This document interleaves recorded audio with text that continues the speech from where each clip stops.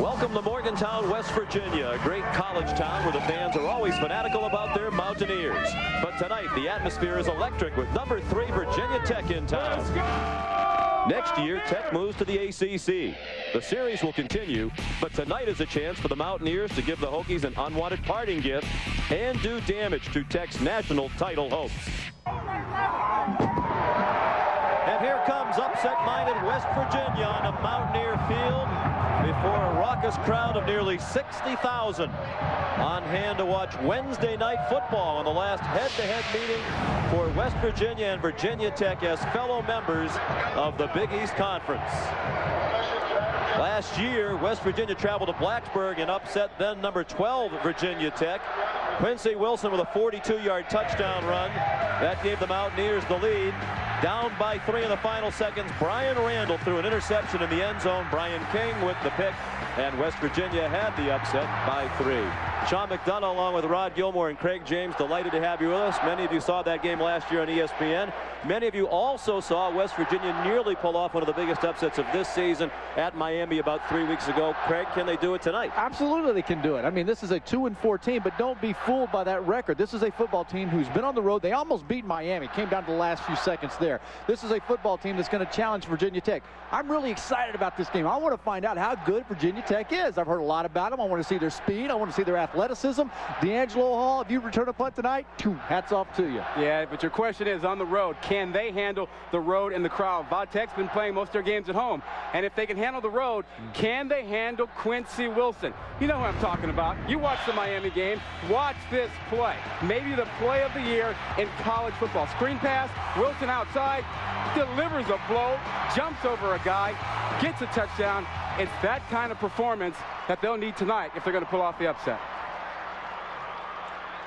Well, if he does a hurdle job tonight, they'll go crazy here. He's strong Tech enough. Comes to town 6-0, but largely untested. In 5 of those 6 games at home in Blacksburg. They're playing here on an overcast and blustery night. 43 degrees and dropping rapidly. We had off and on rain here today, and there is the chance of some more precipitation. Maybe even some snow in the higher elevations of the beautiful mountain state of West Virginia. The Mountaineers won the toss and deferred, and Virginia Tech elected to receive. So Brad Cooper will kick off to Mike Emo and Cedric Humes. And it comes down to Humes, the sophomore from Virginia Beach. He returns across the 25 to the 27-yard line. A 17-yard return. Tech on offense, led by Brian Randall, the junior from Williamsburg, Virginia. It isn't often you hear a coach say a player has been perfect, but when we spoke with Frank Beamer, the head coach of the Hokies yesterday, he said Randall has been perfect, accurate in his throwing and decision-making, a great threat, both running and throwing the ball. They open in the I formation with the fullback Doug Eastlick in front of Kevin Jones. And Randall lost the snap and was forced to fall on it. Back at the 24-yard line, a loss of 2 on the play. The rest of the Virginia Tech offense, Jones working on a string of 4 straight 100-yard rushing games. The wideouts are Hamilton and Wilford, and we'll see 3 tight ends, including Keith Willis. And the offensive line, a good group, anchored by Jake Grove, the All-American candidate at center. Jimmy Martin, the left tackle, playing with an injured elbow, an injury suffered in practice during the 10-day span between games. Each of these teams was off this past Saturday. They're working on a week and a half of preparation. Jones up the middle to the 28, perhaps the 29. West Virginia with a unique 3-3-5 look on defense. The front 3 of Hunter, Lynch, and Bluford, a bit undersized. Outstanding linebackers. That's the strength of the defense with Lenort between Wiley, another All-American candidate, and Jerko. And in the secondary, it's Jones, King, Washington, Lorello, and Frazier. And onto the field comes D'Angelo Hall, top of your screen, nearest the Virginia Tech sideline. The 3-way threat, offense, defense, and special teams. And they go to him a lot in just this situation, 3rd down. Whistle stopped the play. Sean, right at the top, we talked about whether Virginia Tech could handle the crowd. Craig, 2 out of the 3 plays, they've not handled it. Fumbled snap and then a delay of game. You know, exactly right, on the road for the first time in a hostile environment.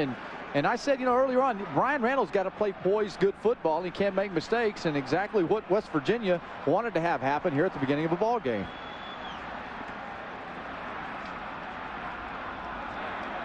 There are 2 fouls on the play. Delay against the offense, dead ball, personal foul, defense. It was Pac-Man Jones of West Virginia who committed a terrible penalty, the personal foul. And here it is. The whistle stops, and here comes Jones. Boom, laying the hit on Ernest Wilford. Yeah, I'm not so sure because it's pretty loud. I'm going to give Jones the benefit of the doubt there. I mean, he sees a guy coming across into his territory, and if he hasn't heard the whistle, then, you know, can he hold up? I wonder if the official didn't like the idea that the hand went towards the head. And I'll tell you this. Coming out as an official in a game like this, a hostile environment, you send the message right now, we're not going to tolerate any kind of excessive hitting in this ball game. Well, that's a big penalty. It would have been 3rd down and 13 for Virginia Tech. Instead, 1st and 10 at the 39-yard line. West Virginia has been penalty prone. Virginia Tech, the least penalized team in the Big East. Jones, a nice bounce to the outside. And lowers his shoulder for a couple more. Out near the 44-yard line. Jones, the junior from Chester, Pennsylvania, taken down by Lance Frazier. Question is, he's your Heisman guy, isn't he? Well, I said he's a Heisman guy. I don't know that he's my Heisman guy, but a lot of guys might vote for him. He's had 4 straight games over 100 yards. There's no question he's a talented running back.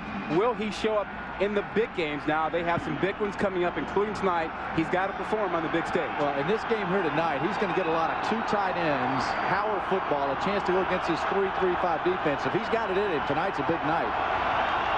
Saw the graphic. He wore number 7 last year. We'll tell you the reason why he changed the number in a moment. Here's Randall. Breaks 1 tackle, then goes down at the 45. Fred Bluford made the first hit.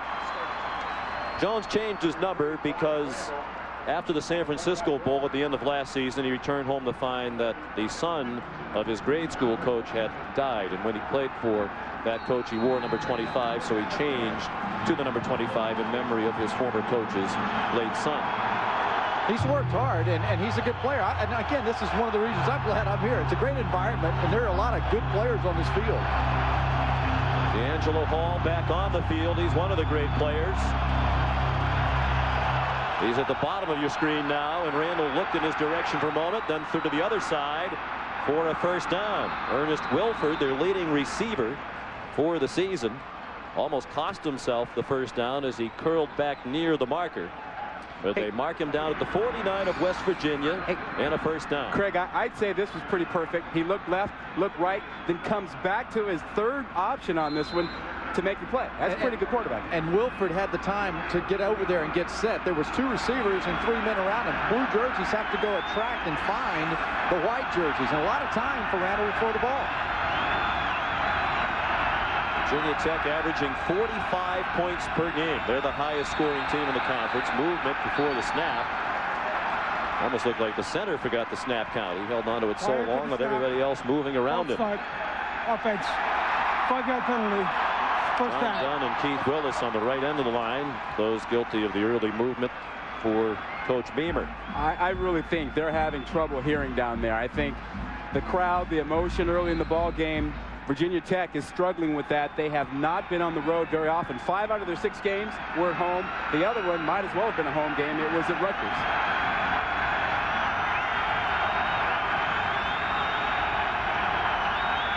High formation on 1st and 15. The Hokies back at their own 46. And the toss to Jones, in trouble. He shed 1 tackle, but still out of bounds for a loss. And there is a flag down on the play. They mark Jones out at the 45 for a loss of 1. Scott Jerko up from his linebacker position. He's a former walk-on, holding the call against Virginia Tech. Jerko grew up right here in Morgantown, dreamed of playing for the Mountaineers coming out of high school. His only Division I offer was at Virginia Military. He had a number of Division II and 1AA offers. His parents had take VMI, take the money, take the scholarship. He said, no, I'm going to walk on, and now he is on scholarship and playing at a much higher level. Holding, gets the offense, 10-yard penalty, still first down. You mentioned Jerko walking on here. The first time he walked into this stadium, he was 2 years old and couldn't get it out of his blood. He wanted to be a part of the blue and gold here. I think it's remarkable the success they've had in this program over the years when you consider on a good year in this state they will have 5 or 6 prospects, high school football players who go on to play Division I football. There are only about 1.8 million people in the entire state of West Virginia. Gives you an idea of what a remarkable job Don Nealon did for the 2 decades he was the head coach here. Here's Jones with some running room outside. Now he's chopped down at the 46. They need to get to the 39 of West Virginia for a first down. Brian King and Lance Frazier combining on the stop of Jones, a gain of 10. You know, you get a feel here in the game early on that both teams kind of feeling themselves out, and I think defensively West Virginia is figuring out if you don't tackle Jones low, you're not going to tackle him.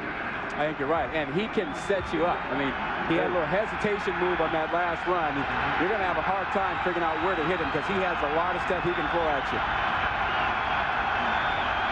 4 wide receivers spread the formation on 2nd down and 15. Nearly 5 minutes played. Here comes a blitz.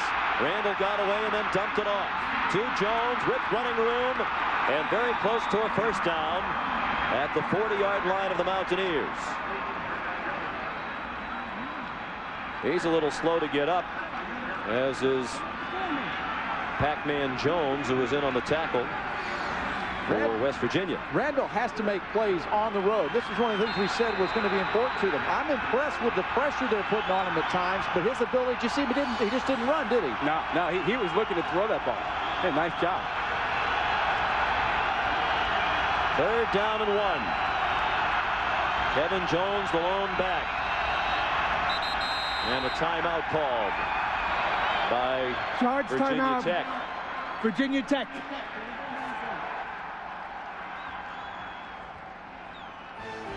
West Virginia has not had the ball yet. Still scoreless in Morgantown.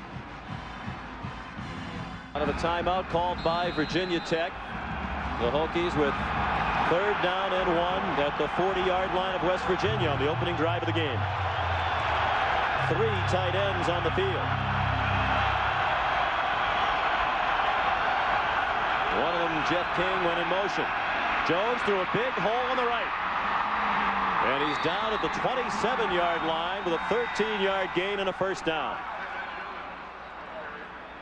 Pretty methodical, and they're just gashing them right now. This comes off the right side, Craig. Watch the good blocking. They're just driving them inside. Jones has his choice of a couple of holes, goes outside, and I don't know if this 3-3-5 defense can stack up in short yardage situations. Well, they're going to have to fill lanes and be a lot more responsible with their assignments, and they're going to have to get low on Jones. Jones impressive with the power that he's showing right now. Drive more than 6 minutes long now for the Hokies, primarily on the ground. And it's Jones across the 25, and that's all. The Hokies are averaging 249 yards per game on the ground. That's 4th in the nation. But we've talked about their schedule. They really haven't faced the iron of Division I college football so far. And West Virginia has. West Virginia's had to play Wisconsin. They've had some tough opponents out there, Miami. And so when you talk about that, that just gets them battle tested. I think you're right about that. We're going to find out tonight. D'Angelo Hall on the field again at the bottom of the screen. Randall looks in his direction, throws in his direction, intercepted. Brian King, who had the game-clinching interception at Blacksburg last year, haunts Brian Randall again. Last year, he said he baited Randall into the throw, and it looked like he did again this time with Hall. Yeah, look at Hall. What happens there? There's the void. Here's your void. The play is late. The ball is late getting there. Randall's got to come up and throw that football. He's late. He's absolutely late. And King did nothing but read his eyes and wait and come over. Baited him again. He baited him to throw that ball. That's a good job. How about King? How do you keep catching balls when you got a bad wrist like he has? He's had wrist problems throughout his career. Has had pins in the wrist, the wrist casted, and yet the senior was able to hang on for the interception. West Virginia on offense for the first time tonight. Quincy Wilson took a hit from his own teammate and bounced ahead for 1 yard, tackled by Coles Colas, the defensive end.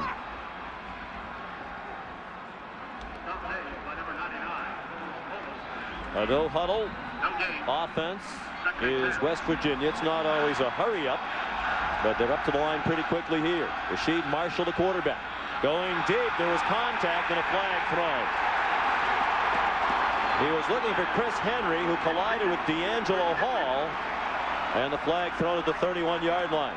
I think D'Angelo Hall was shocked because nobody really challenges at him, and they go after him on the second play of the game offensively. And Henry's a big target, a big receiver. You see the slip there with D'Angelo Hall. You know, maybe a little tardy with his footwork. It's slippery. The three of us were on the field before the game. It rained here earlier. Gets the defense. Previous spot. First down. And that water on that field is still down there. It's slippery. There wasn't that contact. That might have been a touchdown. Yeah. Because it looked like Henry was going to run right by him, and there was no safety help. You're looking at Rasheed Marshall, the junior from Pittsburgh.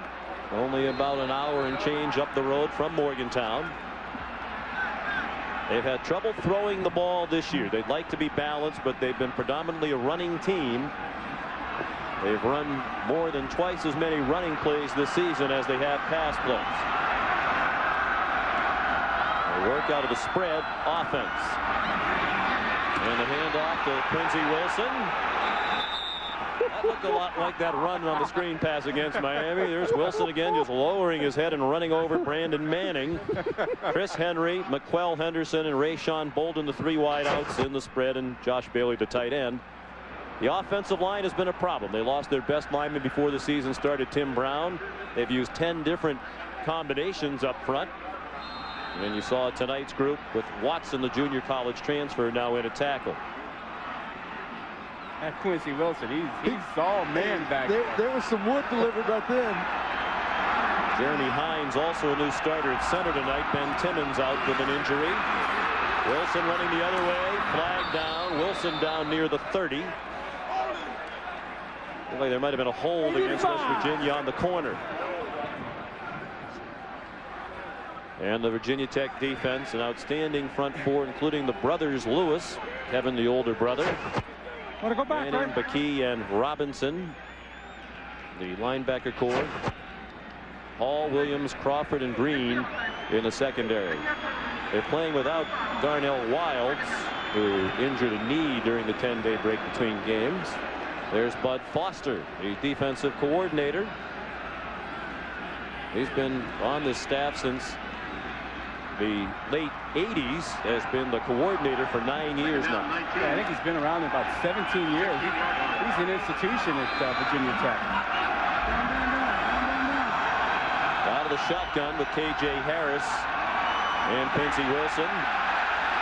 Next to Marshall. A lot of the players just stopped. There are flags but no whistles, and the pass is completed to Travis Garvin at the 30-yard line.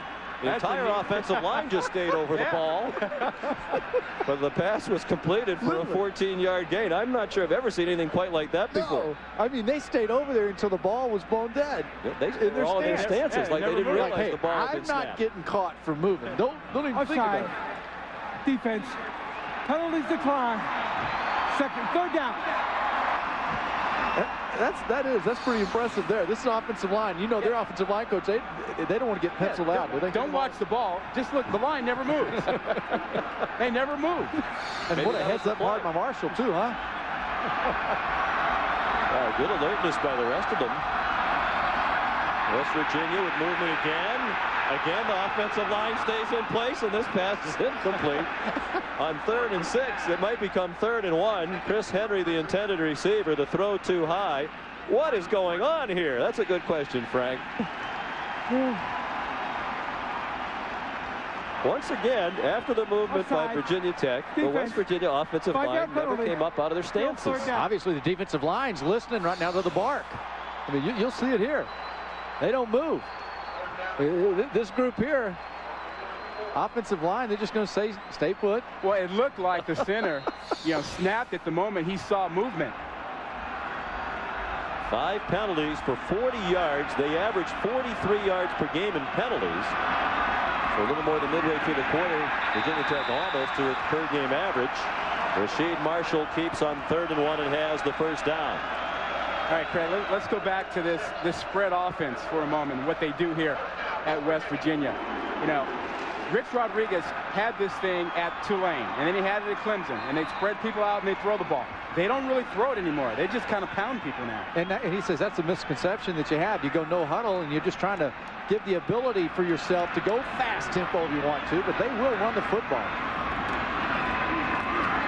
Quincy Wilson, you mentioned it goes back to his stints as an offensive coordinator at Tulane Clemson. It actually goes back to his days as a head coach in NAIA. Rich Rodriguez played here at West Virginia, was a defensive back for Don Nehlen, got a head coaching job at age 24. He was coaching at Salem College, was an assistant. The head coach left. They made him the head coach. He was all excited. They went out and played one season, had a good year, and had just about everybody coming back. Marshall dumps it off near side and close to another first down. They do have it as Josh Bailey goes out of bounds. That is the first reception by a tight end or fullback for West Virginia this year. They don't throw to the tight ends and fullbacks very often. Go back to your story. I want to hear more. Rich Rodriguez, we have a good year. Now I'm 25. I've got a team that's rolling, Salem College. He gets a call one day to come in and meet with the athletic director. There'll be news that's not going to be good to the program. The news was they were dropping the program. A university in Japan had purchased the college and was dropping a number of sports, including football. So Rich came back here as a volunteer assistant under Don Nehlen and made money by teaching driver's ed at a high school about an hour away. Until about 1 o'clock. Yes, and then he come here. And then he went back into NAIA coaching at Glenville State, where he had a great run for 7 years. And then went on to join Tommy Bowden at Tulane. But he has had an interesting career path, to say the least. On 2nd and long, a good throw by Marshall. Escaping is Chris Henry. First down, West Virginia to the 38-yard line of the Hokies. A gain of 12. Henry's their leading receiver for the year, and he has just 11 catches coming in. They haven't had much success through the air. Look at Henry. He comes back. He works to the inside. D'Angelo Hall's not seeing the game. He's not matching up. I think D'Angelo Hall has just gotten accustomed to the fact that people ignore him. He's such a great lazy corner right now. Yeah, I think you're right. He's a great corner. He hasn't been tested most of the season, and now they're going after him early in the ballgame. He didn't expect that. 3 receivers and the lone back. Wilson with a lot of running room. Flag down. Probably for a hold at about the 20-yard line. Wilson goes down near the 3-yard line. But it looked like there was a hold at about the 20 to 22-yard line. And it was Chris Henry, it appeared, the wide receiver, and he's getting an earful now from Rich Rodriguez. And he didn't have to do it. He did not have to do it. Quincy Wilson was into the secondary, and given the way he runs, Craig, there was a pretty good chance. The offense, 10-yard penalty, spot on the foul, still first down. Now, that was interesting. D'Angelo Hall going over and chatting with Rich Rodriguez. Wonder there'd been some talk back and forth between the sideline and Hall. Now watch him get into the open here. Yeah, I'm not so sure. You're right about that, because with his power, he's going to one-arm it, stiff-arm it, run him over or something, but they are definitely going at D'Angelo Hall. And how about the eyes and the vision and the patience of Wilson in the backfield? He let him over-pursue, which is an aggressive defense right now, and he cut back. It's from the spot of the foul, so it's first down and 4 for West Virginia at the 32-yard line. 4.5 left in the opening quarter. No score. Each team has moved the ball on its first drive. K.J. Harris, the backup to Wilson. He delivered a stiff arm to Eric Green, and another flag thrown downfield. Harris out of bounds at the 14-yard line. Wow.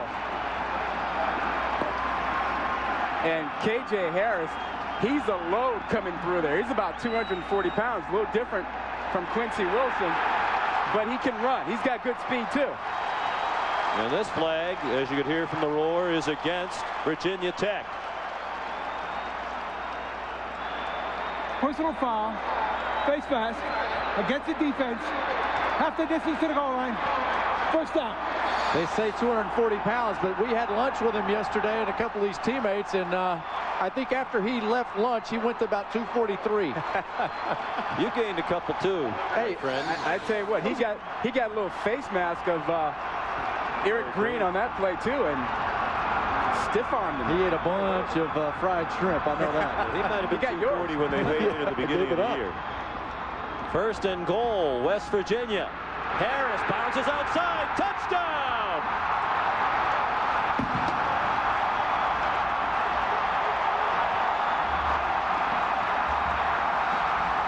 Excellent block on the corner by the tight end, Ryan Thomas. Helped Harris go around the corner untouched. This was a football team who came in here ready to play tonight. I'm talking about West Virginia. They've been through it. I mean, there's just something right to say about being battle-tested. Well, and you know something? They overcame penalties on that drive as well. A long drive. That's pretty impressive. A 10-play drive. They were helped by Virginia Tech penalties. Brad Cooper adds the extra point. K.J. Harris, the junior from Tampa. Former minor league baseball player in the Texas Rangers organization, hits a home run. It's 7-0.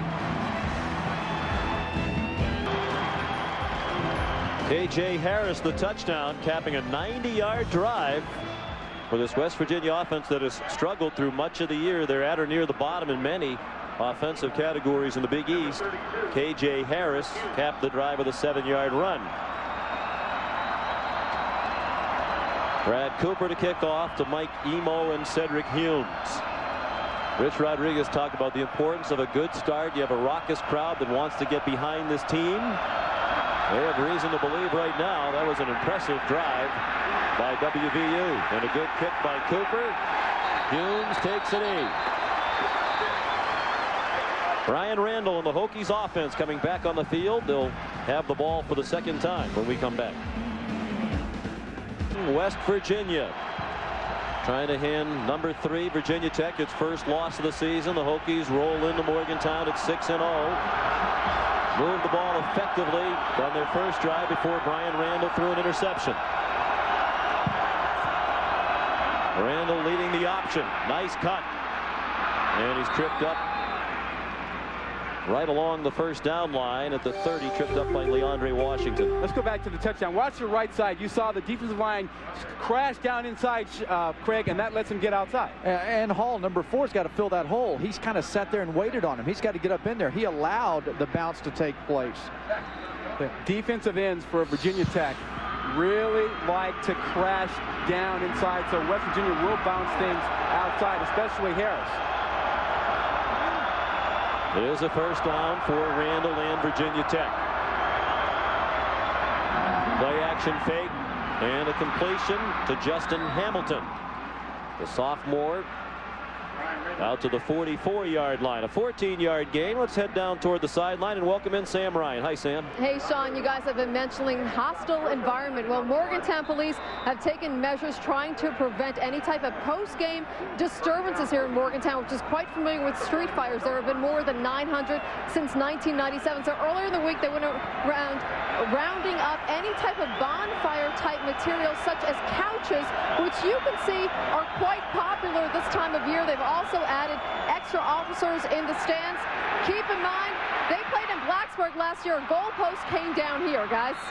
That's right. After the game, which was in Blacksburg, students ran into this stadium, ripped down the goalpost. They set couches on fire all over Morgantown. That is unfortunately a tradition. Yeah, that's the way at West Virginia University. They light bonfires, and all week long, the fire chief and his people have been confiscating couches left on porches. How do you get a tradition of burning couches? Well, and on a cold day like this, why do you have your couch on the front porch? You know, why are you outside on a couch? Couch is for the living room. This is a spirited rivalry. They're about 5 hours apart, these two universities. Bad pitch by Randall. It's on the ground and smothered for a moment by Richard Johnson. Then he lost it. And Mike Lorello has it for West Virginia. Second turnover for Virginia Tech, and Randall's been involved in both of them. Watch the pressure from the inside out. Watch the attack on the quarterback, forcing the pitch. Beautiful job of making the pitch occur, and Jones took his eyes off of it. Yeah, that ball was a little bit behind him, but you know, you're right. You gotta be focused on the ball. It was a bad pitch because it happened very fast, like you said. Kevin McLeod, 43, came up, smoked Randall, forced the pitch, and you've got to be prepared as a pitch back for the early chunk. Johnson had it for a moment, but couldn't hang on to it. Lorello came up with it. First and 10 from the Virginia Tech 36. They want to strike quickly. Marshall down the seam. Is that a catch? Yes, it is. And an acrobatic one by Torrey Johnson. We mentioned their tight ends didn't have a catch the whole year. Now they have two. Oh boy, they had their choices on the play action down the middle to Johnson. They also had a wide open receiver on the right side. And Johnson, look at that effort. That's Kellen Winslow-esque. That's the catch that hurt them in Miami. Yeah. But hey, you know, you talk about an over-aggressive defense at Virginia Tech, and Rasheed Marshall showing a lot of vision and poise right now. West Virginia. They've had difficulty throwing the football this year. He's completed under 50% of his passes. There was some confusion with the signals, apparently. And that's the reason why West Virginia used a timeout. Sure, they didn't want to use the timeout there. They had everything going in their favor. Rodriguez, you know, I enjoyed him. We meet coaches every week. And his enthusiasm, his obvious passion for his alma mater. And that tempo, that up-tempo offense, them going to the line of scrimmage, and I think it's working right now. I think you're absolutely right. It is working. I think Virginia Tech is a little bit off their game. They're surprised by what they're seeing, the tight ends, the bounce outside, and I think the crowd. All those three things, I think, have hurt them so far. I just think the last thing West Virginia wanted was a timeout when they had the crowd rocking and they were moving and everything working in their favor, in a Virginia Tech team that is a little bit rattled right now. I believe that before this game started, Virginia Tech thought they were going to pound West Virginia. I don't think there was any risk to them looking past this game. At least they said all the right things when we talked with the players and coaches. They lost to this West Virginia team last year at home. They saw West Virginia come within an eyelash of beating Miami. There's Wilson inside the 5. They'll mark him down at the 5-yard line. First and goal, West Virginia looking to go up by 2 touchdowns. It's just a trap play inside. Here you see the lineman pulling around, and then good block by Johnson. Huge hole inside. That's what you do to a fast defense. Once again, crashing down from the ends. Again, that time Cole is crashing down. They've got him inside in the trap. And a good block by the pulling Jeff Burke. Down to the goal line. Touchdown, Quincy Wilson.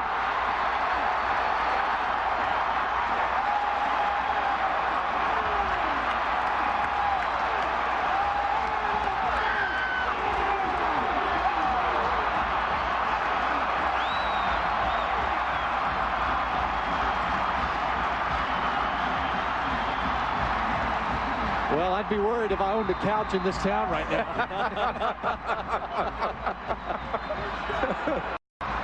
Brad Cooper on to try the extra point.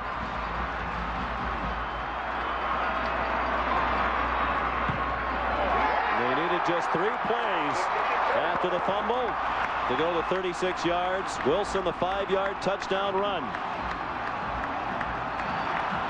2 minutes left in the first quarter. West Virginia leads 14-0. Let's check in with Reese Davis. All right, Sean, Trev Albertson, Mark May with me. Not only couches, as they probably day beds and sleeper sofas, too. I was talking to Jim Donnan about this game today, and he said he didn't know if Virginia Tech could stop the run because they're a little soft in the middle on defense. That's what we're seeing so far. Well, he's absolutely right. In this game, what they've been able to do is the offensive line to establish control and domination. They're moving the defenders of Virginia Tech back away from the line of scrimmage. But for me, Trev, I want to find out if West Virginia can continue to do this for 4 quarters. Remember, against Miami, they had the lead and lost it. I talked to Bud Foster last night, the defensive coordinator of Virginia Tech, and he told me, looks like you said, the whole key to the game was his defensive tackles. Were they strong enough in the middle? He said Quincy Wilson's as good a running back as we'll see all year long. I think he was that good. And as the guys mentioned, too, and you got the impression from Coach Foster, no way they were looking past West Virginia to head to Miami. They knew what they were in for, and boy, they are getting it so far, guys. Well, you're absolutely right. They are getting it, and You heard the guys talk about the tackles. The other thing with Virginia Tech defensively, and for West Virginia planned for it, when those ends crash down, Craig, they look to bounce everything outside. It reminds me of watching a Mark May game where he's just pulverizing a Trev Alberts in the hole right now. Cooper's kickoff into the end zone to Cedric Humes. And he's tackled shy of the 20-yard line by this fired-up West Virginia coverage team. That's James Woodruff, a backup defensive back. You know, you're going to see the tailback score. Watch the fullback. Watch the fullback lead in there on 45 in the middle. There's just a lot of receiving by the defense right now. One other thing. We were told yesterday by K.J. Harris, Virginia Tech's defensive players, too many arm tackles. They're going to run right through them. And we've seen them run hard.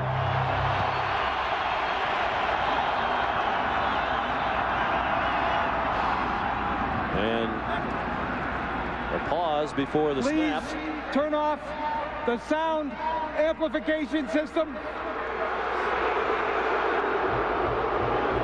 They're playing some noise over the PA system while Virginia Tech is in the huddle. So the crowd says, okay, we'll make the noise. That's all they needed. That worked. I couldn't even hear it a while ago.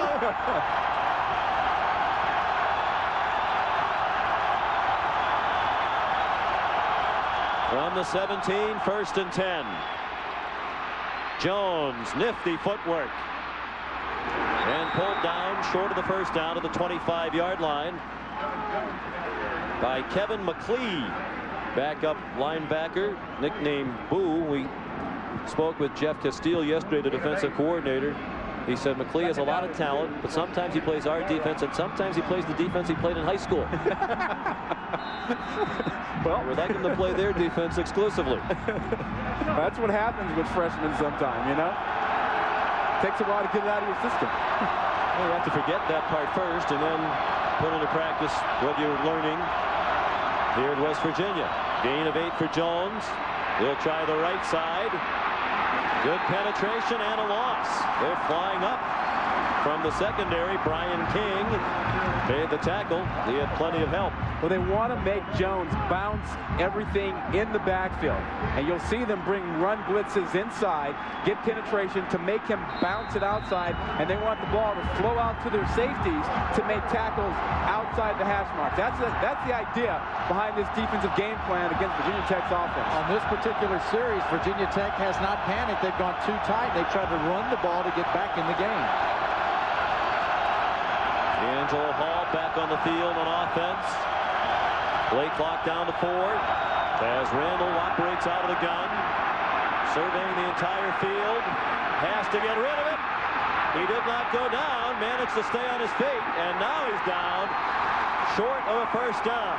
Matter of fact, a loss of 2 on the play. Ben Lynch, the nose guard, junior from Oil City, Pennsylvania, with help from his fellow Oil City native Adam Lenort on the play. And the good decision here was not to do anything. If you make a play now, you take a chance and make a bad play, you could be down by 21 points. But he took the ball away and did not commit a turnover down there. That's a pretty good job, I think, in that situation for Randall.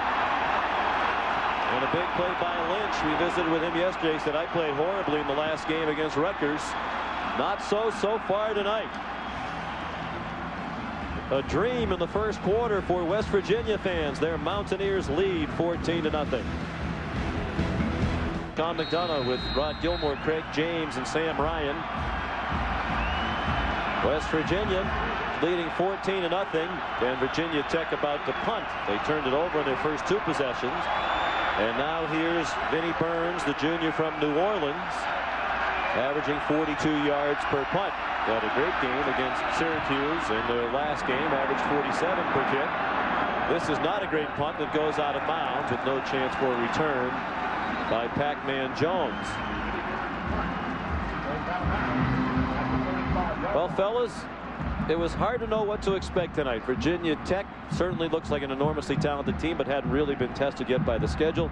West Virginia looked great against Miami, lost to Cincinnati. How do you figure? Well, we know one thing. We know that West Virginia can run the football. There might have been a question beforehand, but they're doing it against a pretty good defense right now. How about Rasheed Marshall, the quarterback, 4 for 4? He's throwing the football. He's not making mistakes. He's making good decisions. And I think, in my opinion, the speed of the defense at West Virginia has shocked me and Virginia Tech.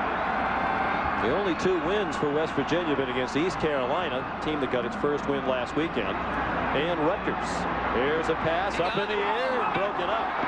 Intended for K.J. Harris, and Brandon Manning, the linebacker, broke it up. We check our ESPN game track. Well, you talk about the first quarter.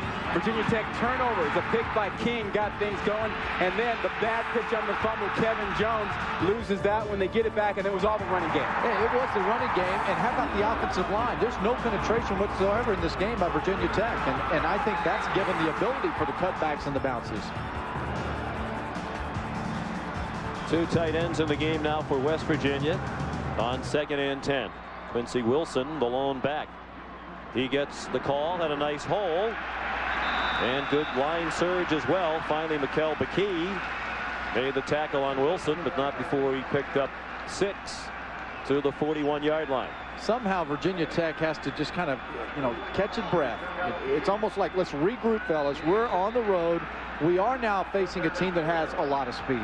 I think you're right, and I think it would also help if D'Angelo Hall got involved a little bit more. I think you're right. Slow start for him, but if he picks it up, I think that'll help their defense. Timeout called by Rasheed Marshall, the second used by West Virginia. First minute of the second quarter. Frank Beamer and the Hokies trailing 14-0. At their own 41-yard line, leading Virginia Tech 14-0. Rasheed Marshall out of the shotgun, the option, the pitch, the first down and more. Quincy Wilson to the 48-yard line of the Hokies. And they caught them in a soft coverage, so they really had no support out there. You'll see them coming up. Now watch, look how far back all the coverage is out there.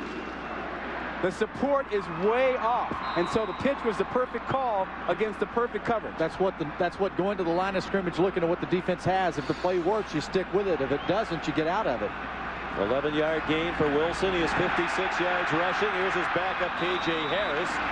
Chopped down a nice open field play by Brandon Manning, the junior from Harrisburg, Pennsylvania, who's been pressed for playing time now with the outside linebacker position by Aaron Rouse, a freshman who is coming on quickly. They have talent in both of those gentlemen.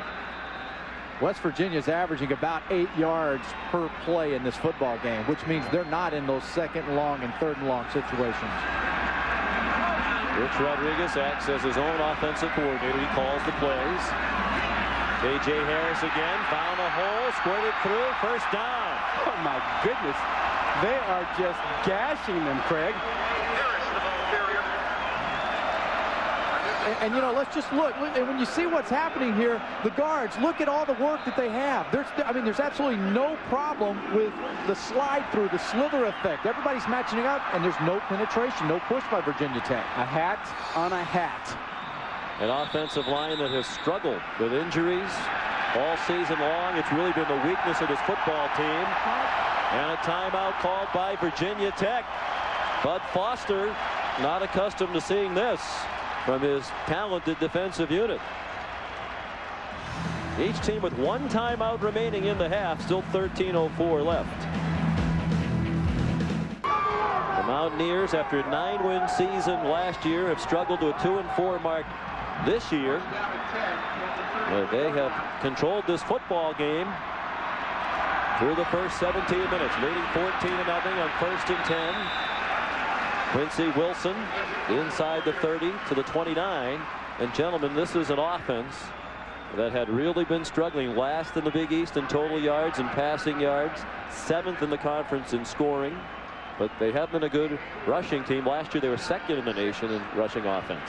Of course, you alluded to the problem that they've had early on, just the mixtures of offensive lines. They've had so many combinations. They've rushed for 102 yards already. The line again, many of them did not move. The throw out of bounds by Rasheed Marshall, looking for D. Alston.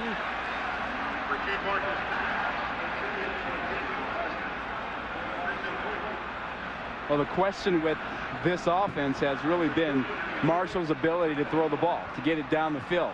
That's been frustrating. My question, fellas, is what's going on with this offensive line? That time, 3 offensive linemen again never came out. They thought that they were offsides. Yeah. They snapped it early, and they did their usual Statue of Liberty. It's the same thing they did in the first quarter. They think they catch a guy, the offensive line won't move, and the skill players go ahead and run the play. I think once they start running around, though, everybody else starts running. You're kind of free to come out of your stance. I think you've made your point. We didn't move. 3rd down and 6. They try the ground with Quincy Wilson, and the Hokies were not fooled. Coles Colas, the left end, making his 18th career start tonight. How about his numbers at his size, guys? He runs a 4.41 140. Bench press is 420 pounds at 241. That's pretty good.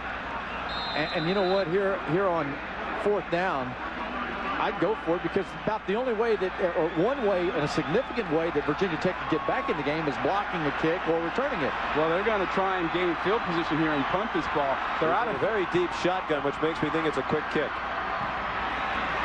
And a little bit of a shank. Craig, I know you're familiar with those. I had a few of those. The ball rolls down to the 19-yard line. Hey, it worked. A 16-yard punt. College football Thursday. That's tomorrow, folks. Maryland and Georgia Tech in an ACC battle. That gets underway at 7:30. Of course, Maryland quarterbacked by a former Mountaineer, Scott McBrien. The Terps really put it on this West Virginia team earlier this season, 34-7. Maryland's won 5 in a row since starting with losses to Northern Illinois and Florida State. That should be an excellent game tomorrow night at 7:30. Jones forced to bounce outside. Good pursuit from the speedy West Virginia defense. And it's Brian King, bad wrist and all, making the play. Of course, the wrist generally doesn't affect your running, Sam. That's right, Sean. Well, it's been broken, sprained, jammed, and operated on, and right now he is wearing a cast for protection, although nothing is broken right now. His doctors told him the damage has already been done and that his wrist appears to have arthritis and scar tissue of a 65-year-old man. He said it hurts him sometimes even to brush his teeth or talk on the phone. Doctors have suggested fusing the bones together in his wrist, which means no movement, but no pain. He is considering that, Sean. No, that doesn't sound like fun. Cedric Humes, the backup tailback, in now to give Jones a breather. And here's Humes, sophomore from Virginia Beach, tackled by Fred Bluford, very near a first down at the 28-yard line. Sean, going back to the wrist injury for King, he's had a wrist problem for so long that he's become accustomed to playing with. You see the cast there. So even though it's painful, he's learned how to tackle with it. He's learned how to intercept the ball with it. It's something that's going to be a problem for him after football. That's just an example for you, Craig, of the price you pay sometimes for playing this game. I think it's just an excuse so he didn't have to brush his teeth. What's your excuse? Hey, there's three, there's an extra guy and an extra guy on the outside. That's what West Virginia's doing. They're keeping 8 around the box. Randall throws, and it is caught by Justin Hamilton. On 1st and 10, they get 10 more. It seems they have another first down out of the 38. Adam Jones made the tackle. And here's what I'm talking about. There's the 3-3, and then they've got an extra guy up here in the corner. They're tied around the box. See, they've got 8, and it's not just the 6. Right, and the idea is really on running plays to flush things to the outside and let those fast 5 defensive backs, run things down and make tackles for short gains. People might be asking why. Rich Rodriguez said when he got here, they didn't have many defensive lineman types. They had a lot of good linebackers and secondary players. So go to this alignment and get your best athletes on the field. Movement before the snap. Looked like the tight end moved. Well, Sean, and the other thing is that you can recruit those guys. Prior to the snap, false start, offense, 5-yard penalty. Still first down. It's easier to recruit the guys to play linebacker than defensive linemen. Virginia Tech and West Virginia, great rivalry. It dates back to 1912. Tech has won 10 of the last 14. But tonight, Tech about a 2-touchdown favorite.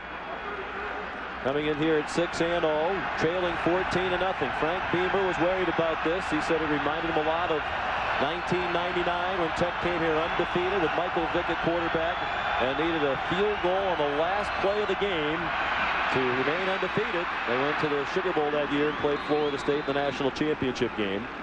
Cedric Humes, the ball carrier, out to the 43. A gain of 10. They got the penalty yardage back and 5 more. That's an example of how patient Virginia Tech will be on offense. A 1st and 15, they'll run the ball. I mean, they will run that ball until they are clearly in a 3rd down passing situation because they believe in their offensive line so much. Yeah, but you saw Beamer rolling his hand around like, we got to pick the tempo up a little bit. We got to get in and out of this huddle. We talked about how Randall had been perfect this season. He has not been perfect tonight. A couple of costly turnovers have led to 2 scores. He's on target with that throw to their best receiver, Ernest Wilford, who has another 1st down to the West Virginia 49. Lance Frazier had the coverage. It's a gain of 8. Well, Randall has been so good this year that he's kept Marcus Vick on the sideline. I think everybody thought coming into the season that Marcus Vick, the younger brother of Michael Vick, would probably find his way onto the field. But this guy's been so good, Marcus Vick hasn't been able to get out there. And there you see him. He doesn't have a helmet on there. He's like real backup now, extreme backup. They had a competition in the spring. Marcus Vick, of course, the younger brother of Michael Vick. Flag thrown. Randall spinning and finally down on the carpet for a loss back to the 48. The flag was thrown right in the middle of the offensive line. Grant Wiley made the tackle on Randall, and it's a holding call against the Hokies, a team that came in least penalized in the Big East, penalized 8 times already in less than a quarter and a half. Holding. Gets the offense. 10-yard penalty from the previous spot. Still 1st down. 8 penalties for 62 yards against Coach Beamer and the Hokies. This crowd is just going to go nuts if West Virginia gets a stop here and gets the ball back. I have not been in an environment before, Sean, where public schools were closing down on the day of a game, and you got university professors canceling classes to allow students to get out and enjoy this thing. It's been unique. There are major traffic concerns in the city of Morgantown. It's not the easiest place to get in and out of. The stadium is right next to the Memorial Hospital. They share parking lots. From the 41-yard line, Randall in the flat, pass interference.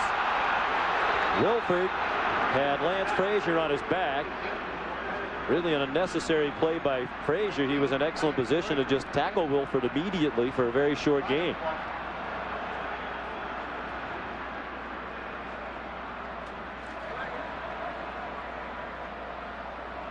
Pass interference. Gets the defense. Spot foul.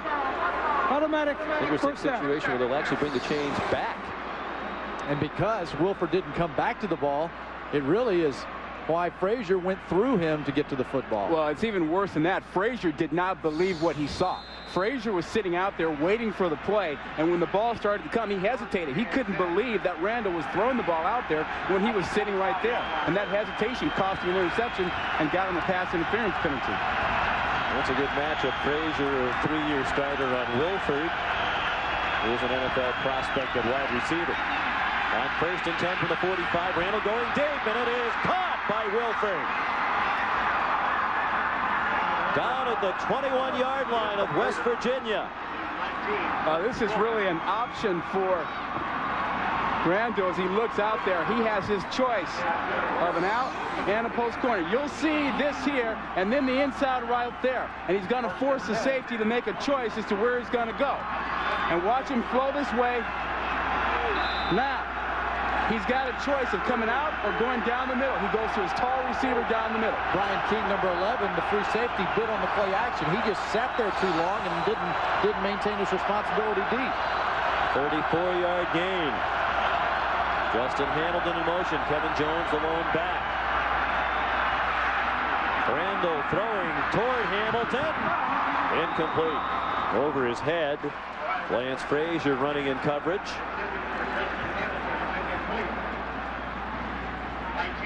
Not a lot of pursuit there by the blue jerseys. Nobody's really rushing. They had 3 that they were trying to rush, and they just dropped 8, and that was way too much time. Well, I'll tell you what Virginia Tech ought to be thinking about right now is their speed option. I mean, last year around this area of the field, they ran that speed option, and it really paid off for them. They have not shown it much tonight, but when they go to it, and they don't go to it usually out of this set, but when they're in shotgun and they go to it, they have a chance to get something done down here. 2 tight ends on the field now for Virginia Tech. 2nd and 10 Hokies. From the West Virginia 21. Quarterback draw. Randall lost the football. It's free at the 20. Randall has already turned it over twice. Mike Lorello, who recovered the errant pitch earlier, seemed to pull that ball out from Randall. You can see that Brian doesn't have it because he's back on his feet. And no indication yet from the officials. Finally, the line judge said Virginia Tech ball at the 20-yard line. We've heard an awful lot recently about what goes on in piles on a field. Ruling on the field. There is no fumble. His progress was stopped. Ooh, I'd like to see that. That's one way to avoid that. Look at the pursuit coming off the corner hard. That's the pursuit that's making plays right now. Mike Lorello coming off around the corner. Wow. What do you think, Coach? Hey, I think his progress was stopped. Well, if that's the case, how come the officials didn't signal with their arms over their head right away and just gesture immediately that it was Virginia Tech ball? None of them signaled that during the entire time they were all piled up. You're dressed like a banker, thinking like a lawyer. Out of the shotgun on 3rd down. Randall tripped up from behind. He did not know that the rusher was there. Leandre Washington, the senior from Key West, Florida. Former linebacker, now a strong safety. But they moved him all over the field. He was up there on the blitz and made the play. It's the outside pressure. That right now has just thrown a loop to the Virginia Tech offense. Why didn't he move it? I don't know, but he didn't see the overload coming from the backside, and they love to do that. They brought 4 from the right side. Carter Worley, the field goal kicker, has made 7 of his last 8. It's a 40-yard try. Robert Peasley, the holder. Worley's had a bit of a bad back lately. He hooked that one. No good. Wide to the left.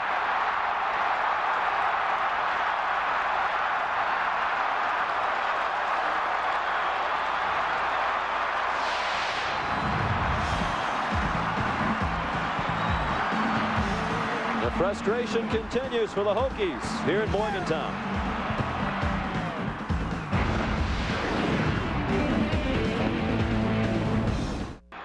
And not much has gone right for Virginia Tech so far, but a long way to go in this one. More than 6 minutes left in the first half. West Virginia with the ball in a 14-0 lead. The Mountaineers begin at their own 23.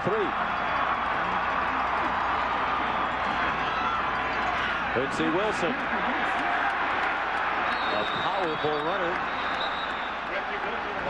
is out to the 29-yard line. I tell you, Quincy Wilson runs hard.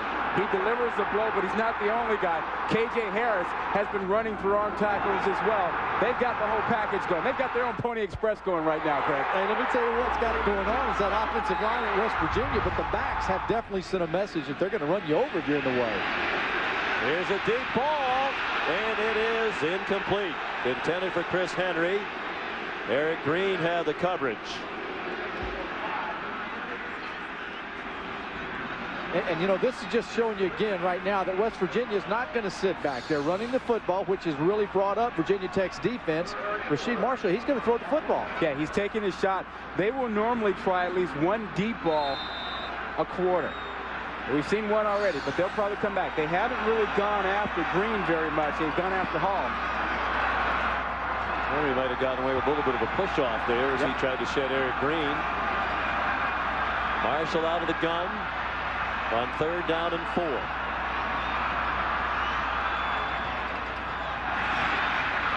pulls it down and runs and has a first down. Then he got belted But the forward progress to the 34. Eric Green said hello at the 34-yard line. A gain of 6. Green can't feel his arm right now. Yeah. That's one of them stingers in the neck where he comes out. Hey, again, look at the presence of mind of Marshall. He doesn't get flustered, get the first down. In their last game against Rutgers, and Green still a little sore.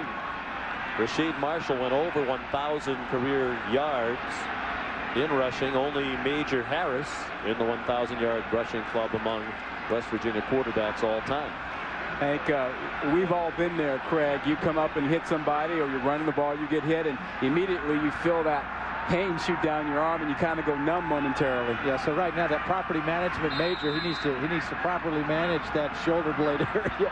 He needs to go get a couple of aspirin. Hey, Doc, I'm hurting. They are a little bit more thin than usual in the secondary, too. Green starting tonight because Garnell Wilds is out with a knee injury. Right up the middle, Wilson the ball carrier. It appeared the ball came out, but he was whistled down by contact at the 38.